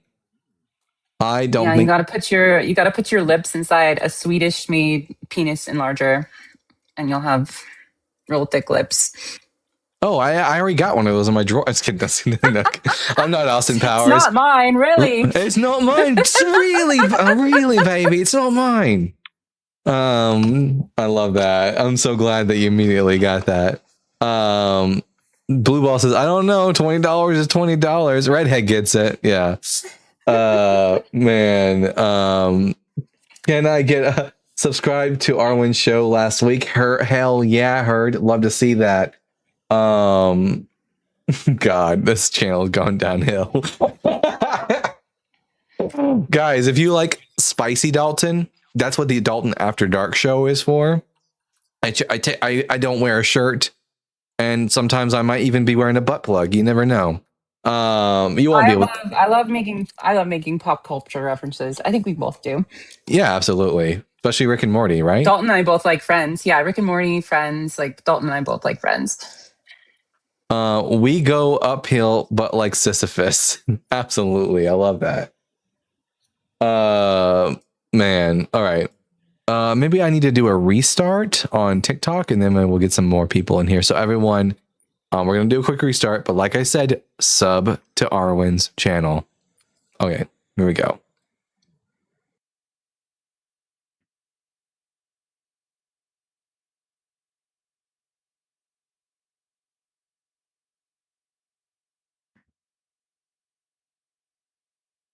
Why Swedish made? It's an Austin Power reference.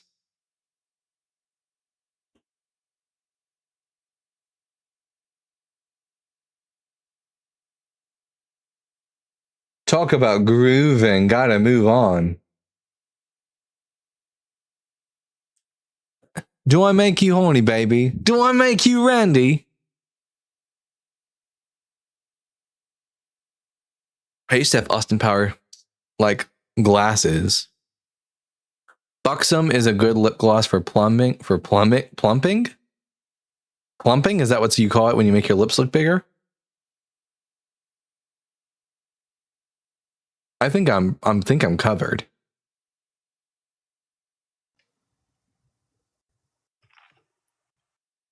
My real name is Randy. I wonder how, and people, if you're a listener right now and you're from the UK, what do you think about men who have the name Randy? Because over there, Randy is just another word for horny. I always think of like Randy Marsh from like South Park. It would be like if we went over to the UK and I met someone whose name was Horny Smith. Or if his last name was Guy, because that's a name. Horny Guy. in case you wanted to try it per previous conversation. Fantastic. Hopefully we'll get some opposition in here. I'll put some little jazz music on for you guys. It's just me and you now, audience. Look me in the eye and tell me who your Bible daddy is. Wait, no, I gotta save that for the After Dark show. I gotta keep myself in line. Met someone named Guy Mann once? That's wild.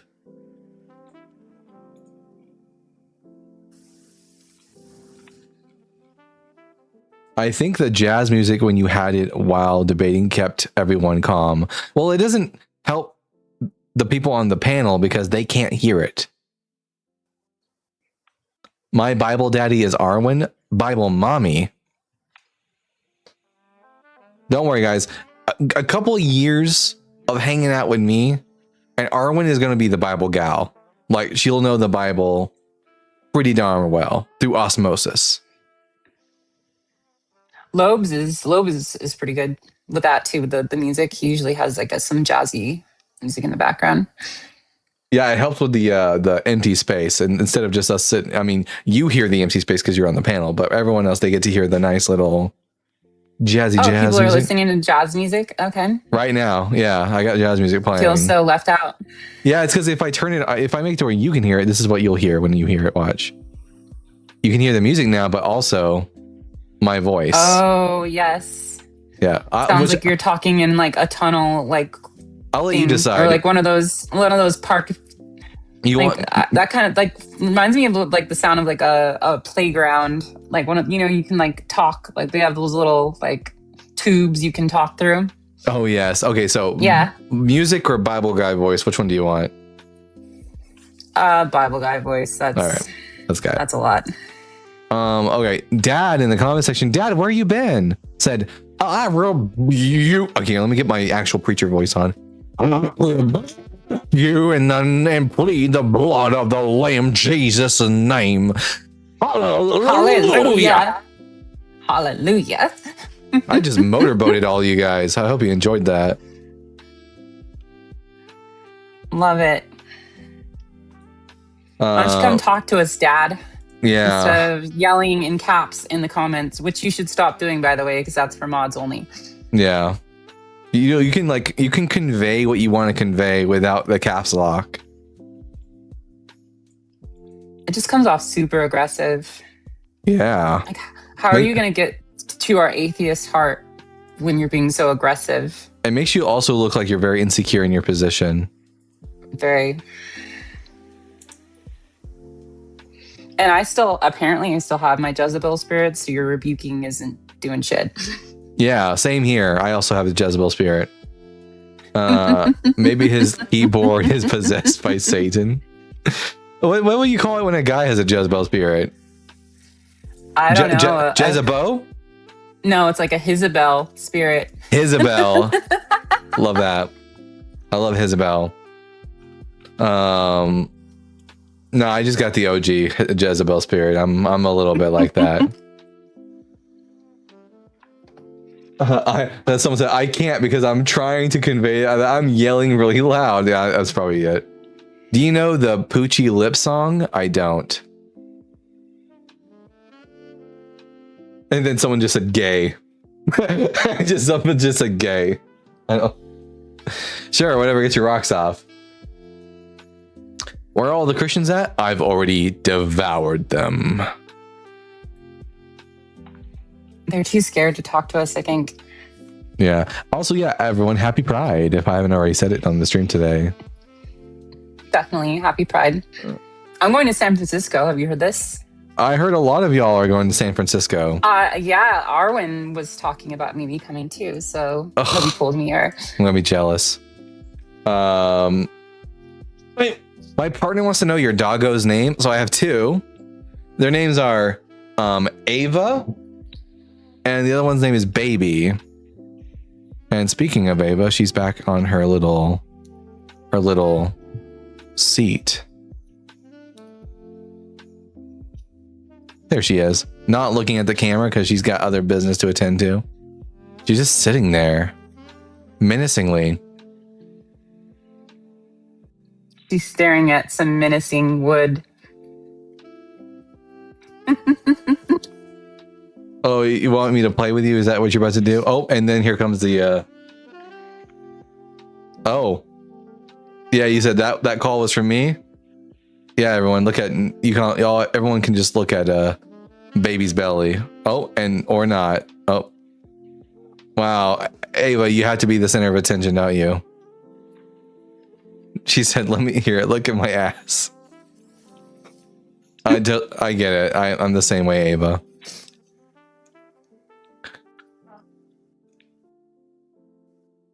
Oh.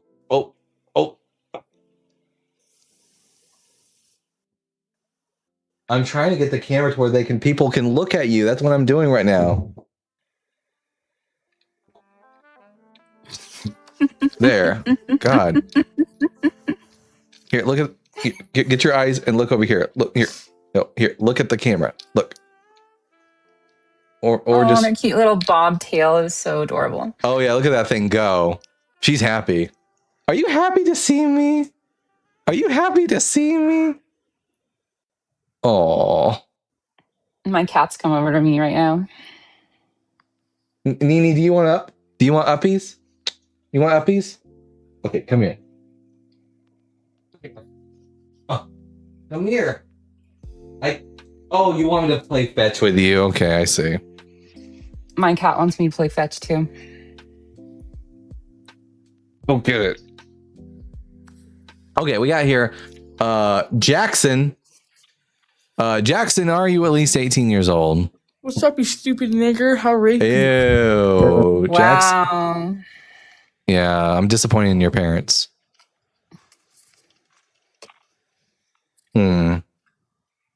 And now you're blocked, kid. And rape is a crime. Yeah. I'm not sure if you're aware of this. I don't know what the fuck is wrong with these kids nowadays. I never went around telling people that I was going to rape them. They're asking to come back up again? Yeah, I know. Or is that from before? Oh, okay. Yeah. That's fine. We'll just do this until someone's brave enough to come up and talk to me. This is typically what they do. They come up here to like try to get the live taken down because that's like all they can do is like childish stunts like that. Here, maybe I need to make this a little bit smaller.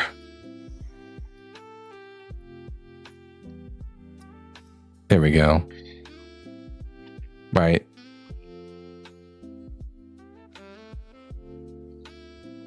Sadly, there's just make it a little bit smaller. Just put it on the pride flag. Yeah.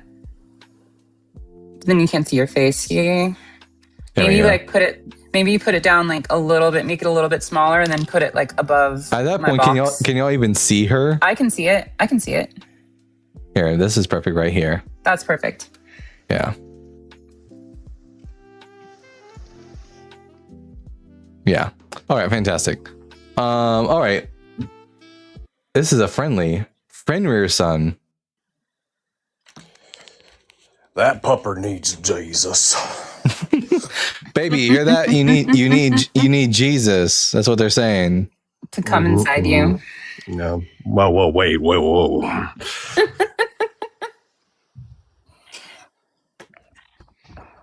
Look at her. That's my sweet potato. Potato. Vans in the back. I thought you'd be a Vans kind of guy. Oh, those are Vans. Yeah. Well, I wear those. I wear those whenever I need to go somewhere fancy. Otherwise, I'm wearing house shoes or like Nikes. Your Vans are your my fancy shoes. Well, no, I have actual dress up shoes. But like if I'm just going out like with friends or something, I'll wear my Vans. But if I'm going out to like a fancy like a wedding or something, I got wedding shoes. So I'm not gay, but my boyfriend is, and he always gets very angry at me for my lack of fashion sense.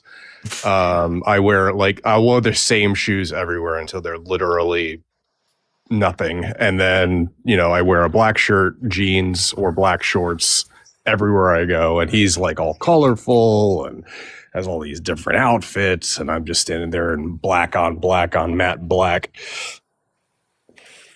Yeah, well, I mean, like, I get it, because like black you can wear with anything and it's slimming.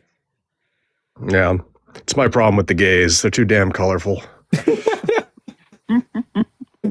Oh man, I mean, I think I definitely love a good like floral design. In fact, once I'm about to start doing some like shopping for clothes, like a whole new wardrobe, and I really like floral designs on my clothing.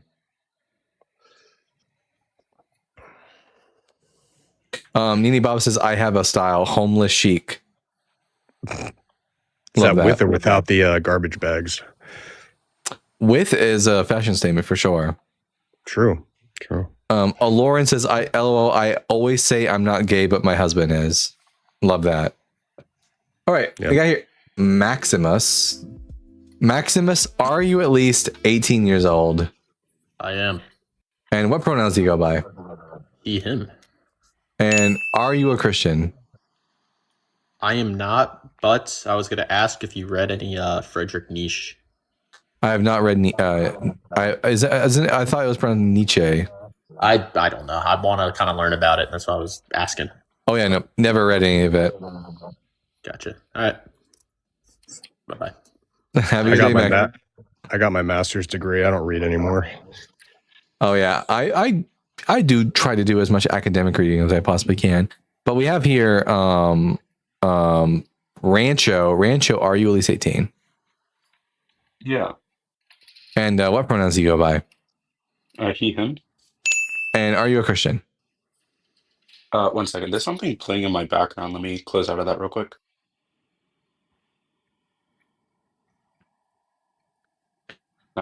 Sorry. Can you hear me? And are you at least are you a Christian? No, but I think atheism is false. So are you Jewish? Or are you a deist, or what's going on? What do you think atheism is? The rejection of God. No, exactly. It's just a lack of. It's just a lack of. Atheism can't be false. Atheism is just that I lack a belief in a God, and it is a true statement that I lack a belief in a God. Whether or not God exists or not, I don't have any evidence in favor of it, so I just withhold belief in it. Look, there's, with regards to, let's say, some proposition, there's like 3 different attitudes you could take, right? Oh, you could either affirm the proposition, Mhm. you could negate the proposition, or you Mhm. could, defer judgment on it. Yeah, To me, yeah. Like for example, if you and I are standing in front of a jar of gumballs, and the number of gumballs in the jar can only ever be even or odd, and you say to me, it's odd, and I say, I don't believe you. Does that mean I automatically hold that it's even? No, you'd just be agnostic. You'd be deferring judgment on it. Yeah, I would lack belief. Would I lack a belief that the number of gumballs is odd? Yeah, sure. In the sense All right, that you're and agnostic on the proposition. I'm an agnostic atheist. I lack a belief in God there, and I don't hold to an active belief in God. If you hold to a belief in God, you're a theist. If you don't hold to a belief in God, you're an atheist. And depending on how confident you are in that position, you'll either be a Gnostic theist or an agnostic theist, or a Gnostic atheist or an agnostic atheist. Is the difference between an agnostic or Gnostic atheist whether or not they claim that they know there is a God? Correct. Do you think that knowledge is factive? It's factive, like that knowledge is based on facts. People can. Okay, the factivity of knowledge just means if you know that P, then it's true that P. If you know that something is P, then it is P. No. P there is just some proposition. So if I say I know it's raining outside, it is raining outside. You could be you could be mistaken. So you think I could say something like, I know it's raining outside, but it's not raining outside. You think that makes sense? I have tons of people who call in and say, I know that X, Y, and Z, and it turns out that thing is not true.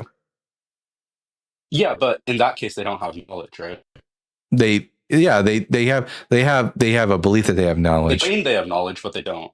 Yeah, They believe they have knowledge, but they're do just they have knowledge? mistaken.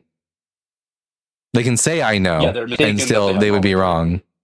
You can say that. Agreed. Yeah, false. I agree, but they don't have knowledge, Sure. right? Okay, because knowledge is necessary to truth. Okay. Grancho, I really couldn't give less of a shit about the semantic argument here. Okay, so all I'm saying is, do you believe in a think God? Do you that- believe in the existence of a God? Yeah, and then we can broadly categorize it as deists. Why should I believe in your God? Yeah, okay, so there's certain phenomena in our world that are much better explained through God than through the negation of God. Like what? Given these phenomena, what? Like what? Like fine-tuning, psychophysical harmony, nomological harmony. Well, and we can go through each one of these. Yeah, fine-tuning. Why should I think that the universe could be any different than it is? Also, how do we know that if let's say if the universe always existed, who's to say that the constants haven't just gone through a bunch of different changes and we just happen to be on the one where it produces a universe like this? Because the constants are just that, they're constant, right? As far as we can tell, in this current iteration of the universe, they are constant. Yeah. So given our current knowledge, right, with no reason to favor one over the other, and most of the strong physics pointing in the fact that they are constant, we should just assume that, unless you really have evidence, right? I mean, maybe it's an epistemic possibility, but I don't really want to get bogged down by that. Have you and I talked before? I don't think so. I'm sorry. It's always the same. All right. Like, even if the universe couldn't be any other different, I don't know why that would lead me to believe that a God is necessary to exist, as opposed to just the universe exists in such a way that would result in what we now consider life.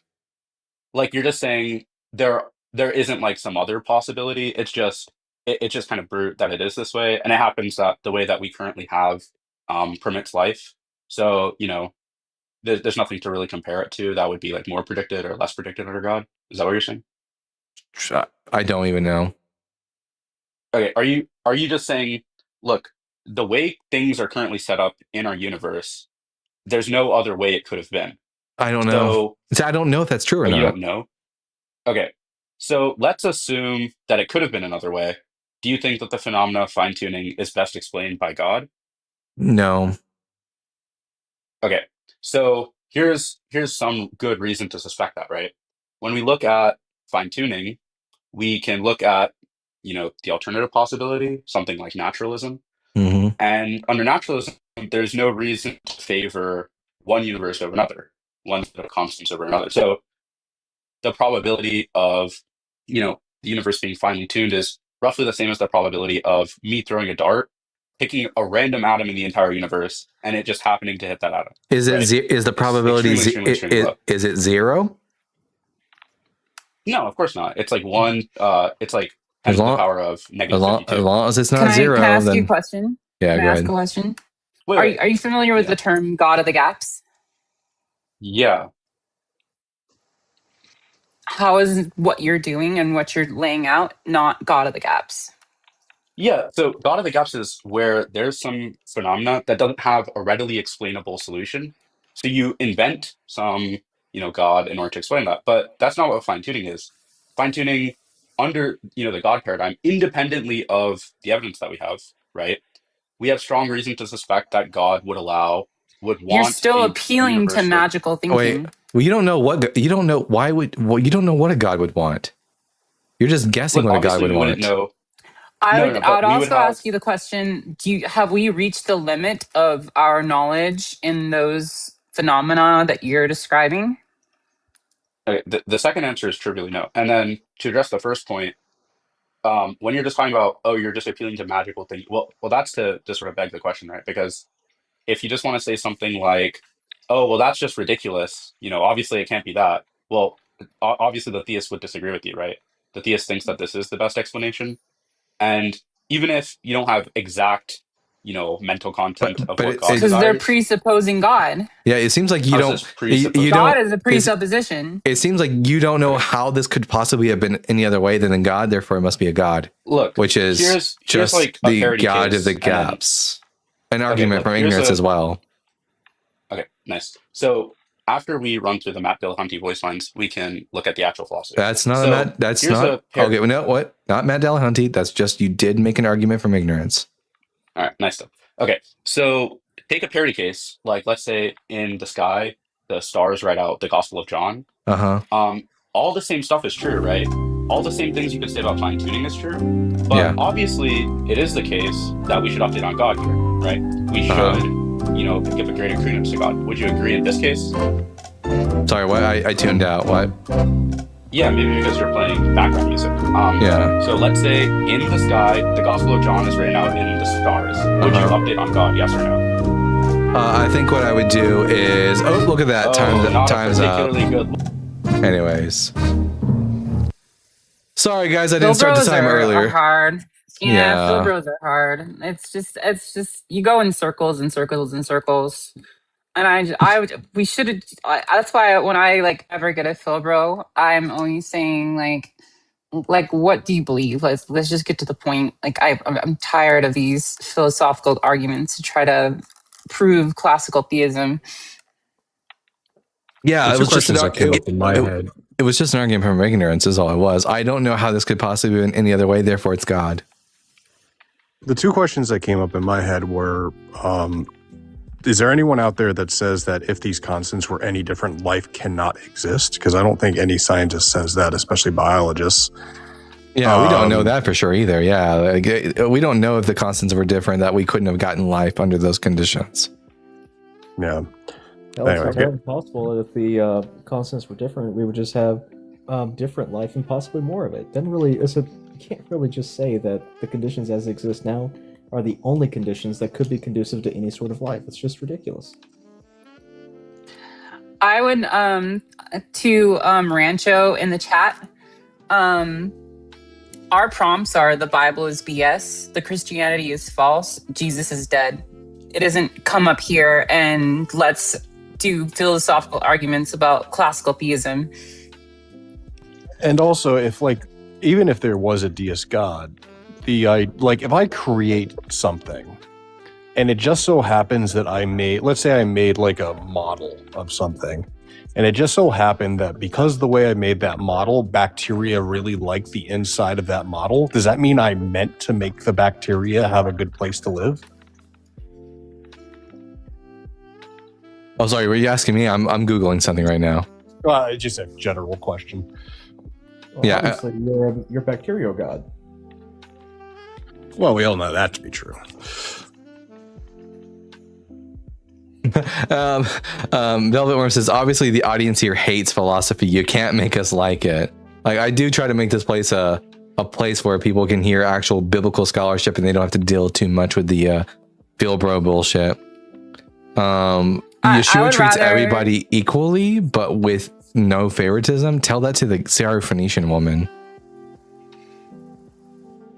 I'd rather just have you come up and tell me what you fucking believe about your God, instead of trying to make argue for their existence being true in some metaphysical way. Also, really quick, Dalton. Quick. I think Lawrence Morales is putting a lot of anti-trans crap in the chat, just to let you know. Oh, are they? Lawrence? Let's see. Well, in that case, I don't even want to deal with this. So mute. Haram, but are you at least 18?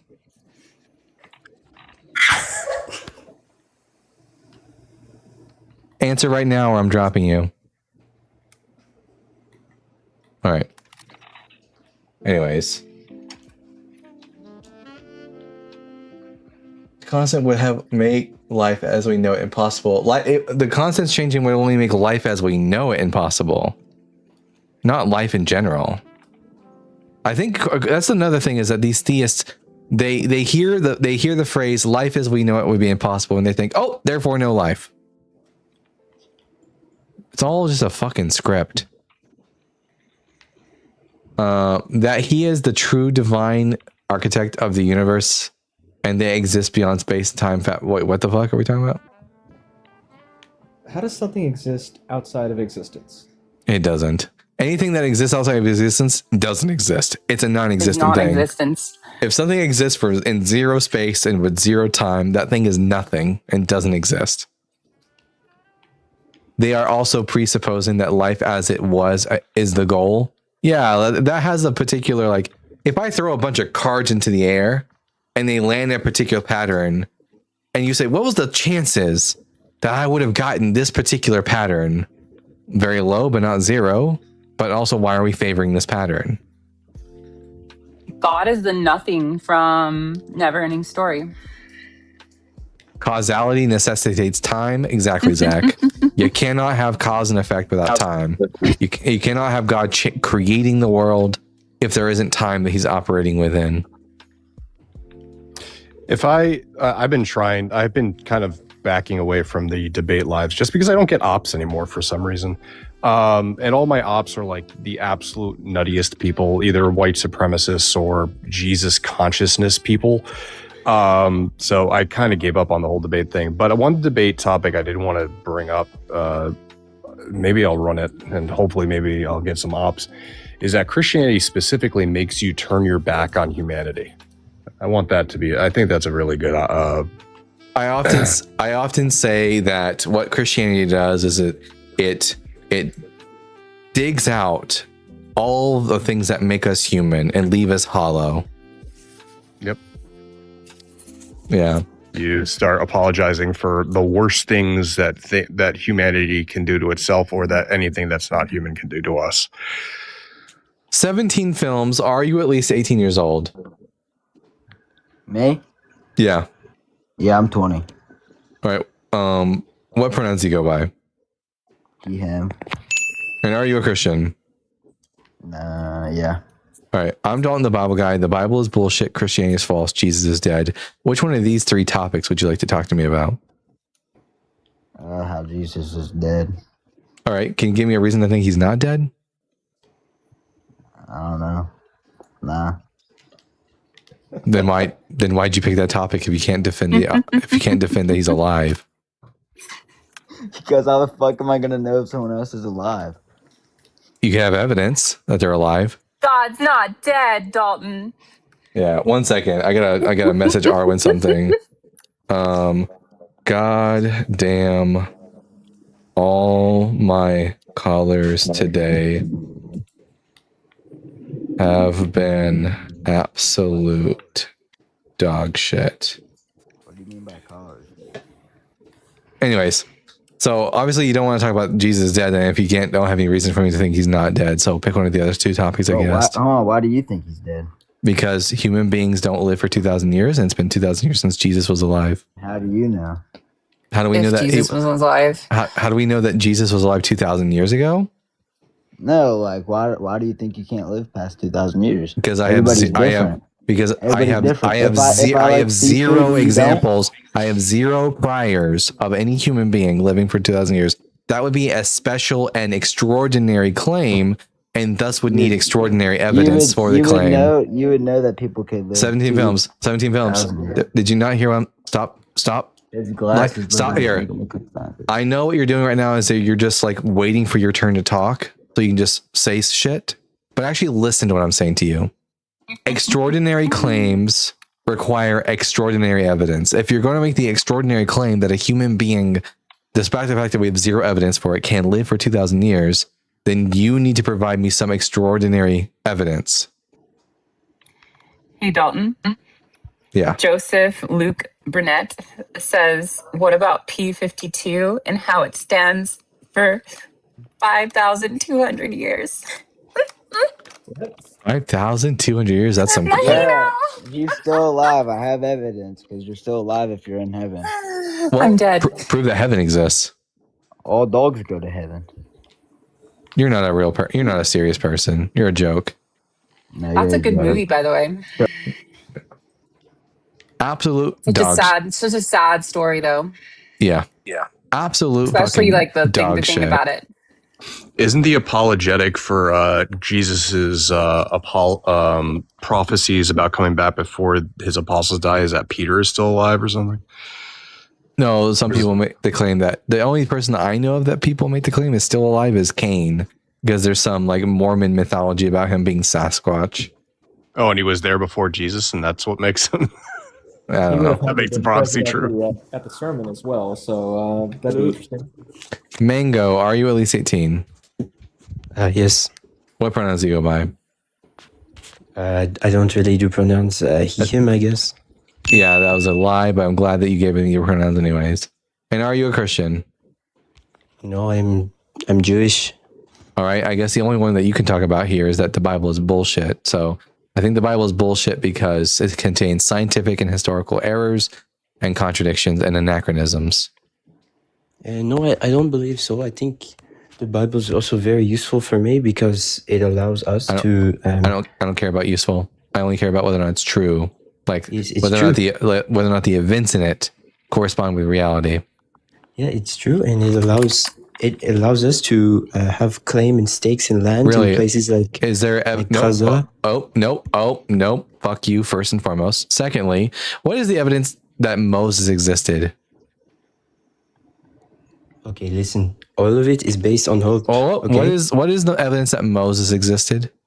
Can you give me evidence that Moses existed? No, because I don't think he did. We can show you anachronisms in the text that I can tell you that the Torah definitely wasn't written by Moses. 100%. For example, Do you want to? Let's do the Judges 18 one, the Danites and Dan, and then them mentioning that in Genesis. It's either Genesis 14. Yeah. In Genesis 14, it says that Abraham chased his enemies all the way up to the region of Dan.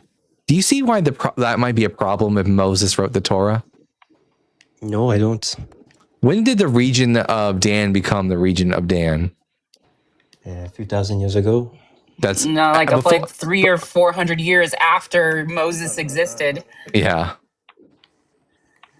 still do not understand your point. Jesus Christ. Okay, let me say it slowly for you. You are Christian. You are Christian. I'm not. We're not Christian. Let me say it slowly for you, Mango. Okay, because I have a feeling that you're a bit deficit here. Moses allegedly mentions that Abraham chased his enemies to the region of Dan. The region we call Dan wasn't called that until after Moses was dead. Therefore, Moses can't call that region Dan. Does that make sense to you? Go to Judges chapter 18. Yeah. Which verse? I don't know. I'm just doing that off the top of my head. I know that's where it is. You have no more evidence. What did you just... Are you going to respond to what I just said, Mango? I don't know how to respond to it, but I just know it's not true. Here, when did the Exodus take place? Oh my gosh, mates. Okay, listen to me. No. None of what you are saying. When the Exodus took place, according to Go to 21, verse 21. One second. According to the Tanakh, the Exodus took place 480 years before the time of Solomon. Now, Solomon lived around 1000 BCE. That means that the Exodus would have taken place in the 1400s BCE. Yet, the Torah says that the Jewish people were building the storehouses of Pithom and Ramesses. The problem being is that Ramesses wasn't alive for 200 years after when the Exodus would have taken place. Whoever wrote the book of Exodus wasn't living during the 1400s. Do you understand? Mate, do you not understand that miracles can happen? Do you not understand that? So the answer is magic. Magic is the reason why there's anachronisms in the Bible. Good rebuttal. Yes. Also, what was my claim? Can I say something? Also, we're at the end of the show. Fuck Israel and free Palestine. Yeah. I'm so over it. I've had nothing but shit yesterday, so I think I'm ready to call it. It's been 3 hours. I do have a super chat. I do have a super chat. We should talk about the Danites, though. What verse was that you said? Judges 18 what? It starts in 18:27, and then you go to 29. Verse 29, they say that named the city Dan after their ancestor Dan, who's born to Israel, but the name of the city was formerly Laish. Oh yeah, let's see. So they resumed their journey, putting them little ones, the livestock, the goods in front of them. When they came some distance from the home of Micah, the men who were in the houses near Micah's house were called out and overtook the Danites. They shouted to the Danites, who turned around and said to Micah, "Oh, what is the matter that you come with such a company?" He replied, "You take my gods that I made and my priests and go away, and what have I left? How can you ask me what is the matter?" And the Danites said to him, you had better not let your voice be heard among us, or else hot-tempered fellows will attack you, and you will lose your life and the lives of your household. Then the Danites went their way. When Micah saw that they were too strong for him, he turned and went back to his home. The Danites, having taken what Micah had made and priests who belonged to him, came to Laish, to a people quiet and unsuspecting, put them to the sword and burned down the city. There was no deliverer because it was far from Sidon, and they had dealings with Aram. It was in the valley that belongs to Beth Rehob. They rebuilt the city and lived in it. They named the city Dan after their ancestor Dan, who was born in Israel, but the name of the city was formerly Laish. And then you go to like Exodus, or is it Genesis? Genesis 14. Genesis 14, and they mention that. I think they also mention it. It says when Abram heard this, his nephew had been taken captive. He led forth his trained men, born in his house, 318 of them, and went in pursuit as far as Dan. But Dan didn't exist yet when Moses was alive. So, yeah, love that. From my understanding, the state of Israel even tried to or funded an archaeological expedition to try to find evidence of the Exodus and was unable to find anything. Yeah. Mike B. Den with the $5. Happy Pride to all Christians far and wide. I'm sure Jeebus has his thong on and ready to strut in the parade. Suck a dick, Jeebus. Absolutely. And with that is going to be the end of the Bible show today. Don't forget, folks, we may be doing a Bible Guy After Dark show later tonight. But let's see who is alive right now that we can go and send them you guys off to. Let's see who's alive right now. Not Jesus. John Cohen is live right now. So everyone, go over to John Cohen's show. Tell them that the Bible Guy sent you. And also, just a quick reminder, one last time I'm going to plug it. Here, let's go to my YouTube. Go to my server. Go to YouTube, type in The Arwen Show. There we go. You see this profile picture right here? The Arwen Show. Go ahead and subscribe to The Arwen Show. We were at 804 earlier in the show, and now we're sitting at a pretty 837 subscribers. We're trying to get to 1,000 subscribers. Do that thing. I will love you forever if you subscribe to The Arwen Show. And with that, Don, would you mind a shameless plug? Say what? Would you mind a shameless plug? Go ahead and plug yourself. I am Fenrison. My big thing I've been working on lately is a D&D show on TikTok on Mondays at 10:45 Eastern Standard Time. If you guys want to watch a cool D&D show with fellow deconstructionists, because all of my cast members are also in the deconstruction community. If anyone here knows Thrail, he's one of my players, and we are doing that every Monday. So, awesome! I'm friends with Thrail. Now, I just asked all the people on the YouTube side, would y'all watch a gaming stream if I did one? If so, I'll get to work after this is over to start setting up that stream. I have a green screen. I have VR games. So, we'll do a whole stream for me playing my VR games. If you guys would like to watch that, I'll live stream it. So let me know right now in the YouTube comment section right now if that's what you guys want. I'll give you all like a minute. John Cohen is live now. Yes, I'm going to be sending everyone to John Cohen. Don't forget to start using your wrist weights. Yes, I will be putting on the wrist weights now and the sweat vest. I'm going to be working my ass off tonight, and you guys are going to get to watch this dumpling become something that's not a dumpling. That's the idea. A noodle. This dumpling will become a noodle hopefully a noodle with like some dumpling on the side, let's see. Do it. Someone said duh. All right, that's all the influence I need. I will be going live whenever I do the stream for my gaming sesh then. So thank you to Redheaded Trouble. Everyone go and follow her. Brian Peck, Finmerson, follow them as well. Everyone, thank you all for being here, hanging out with me. Fuck all the people who came up who had bad arguments. And I've been the Bible guy. Remember to keep reading, keep learning, and we'll see you all again later. Yeah. Bye.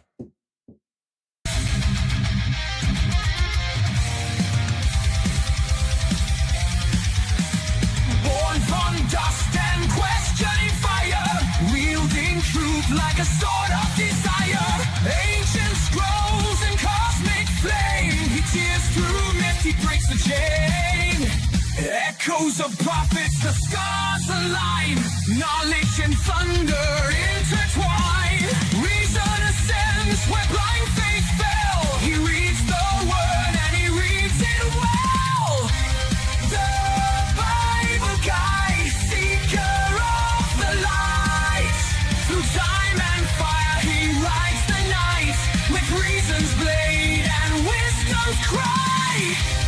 The world shall hear the Bible guy. Scrolls of ages, words aflame. He dares to question every name. From Eden's dawn to Calvary's sky, he breaks the chains of every lie.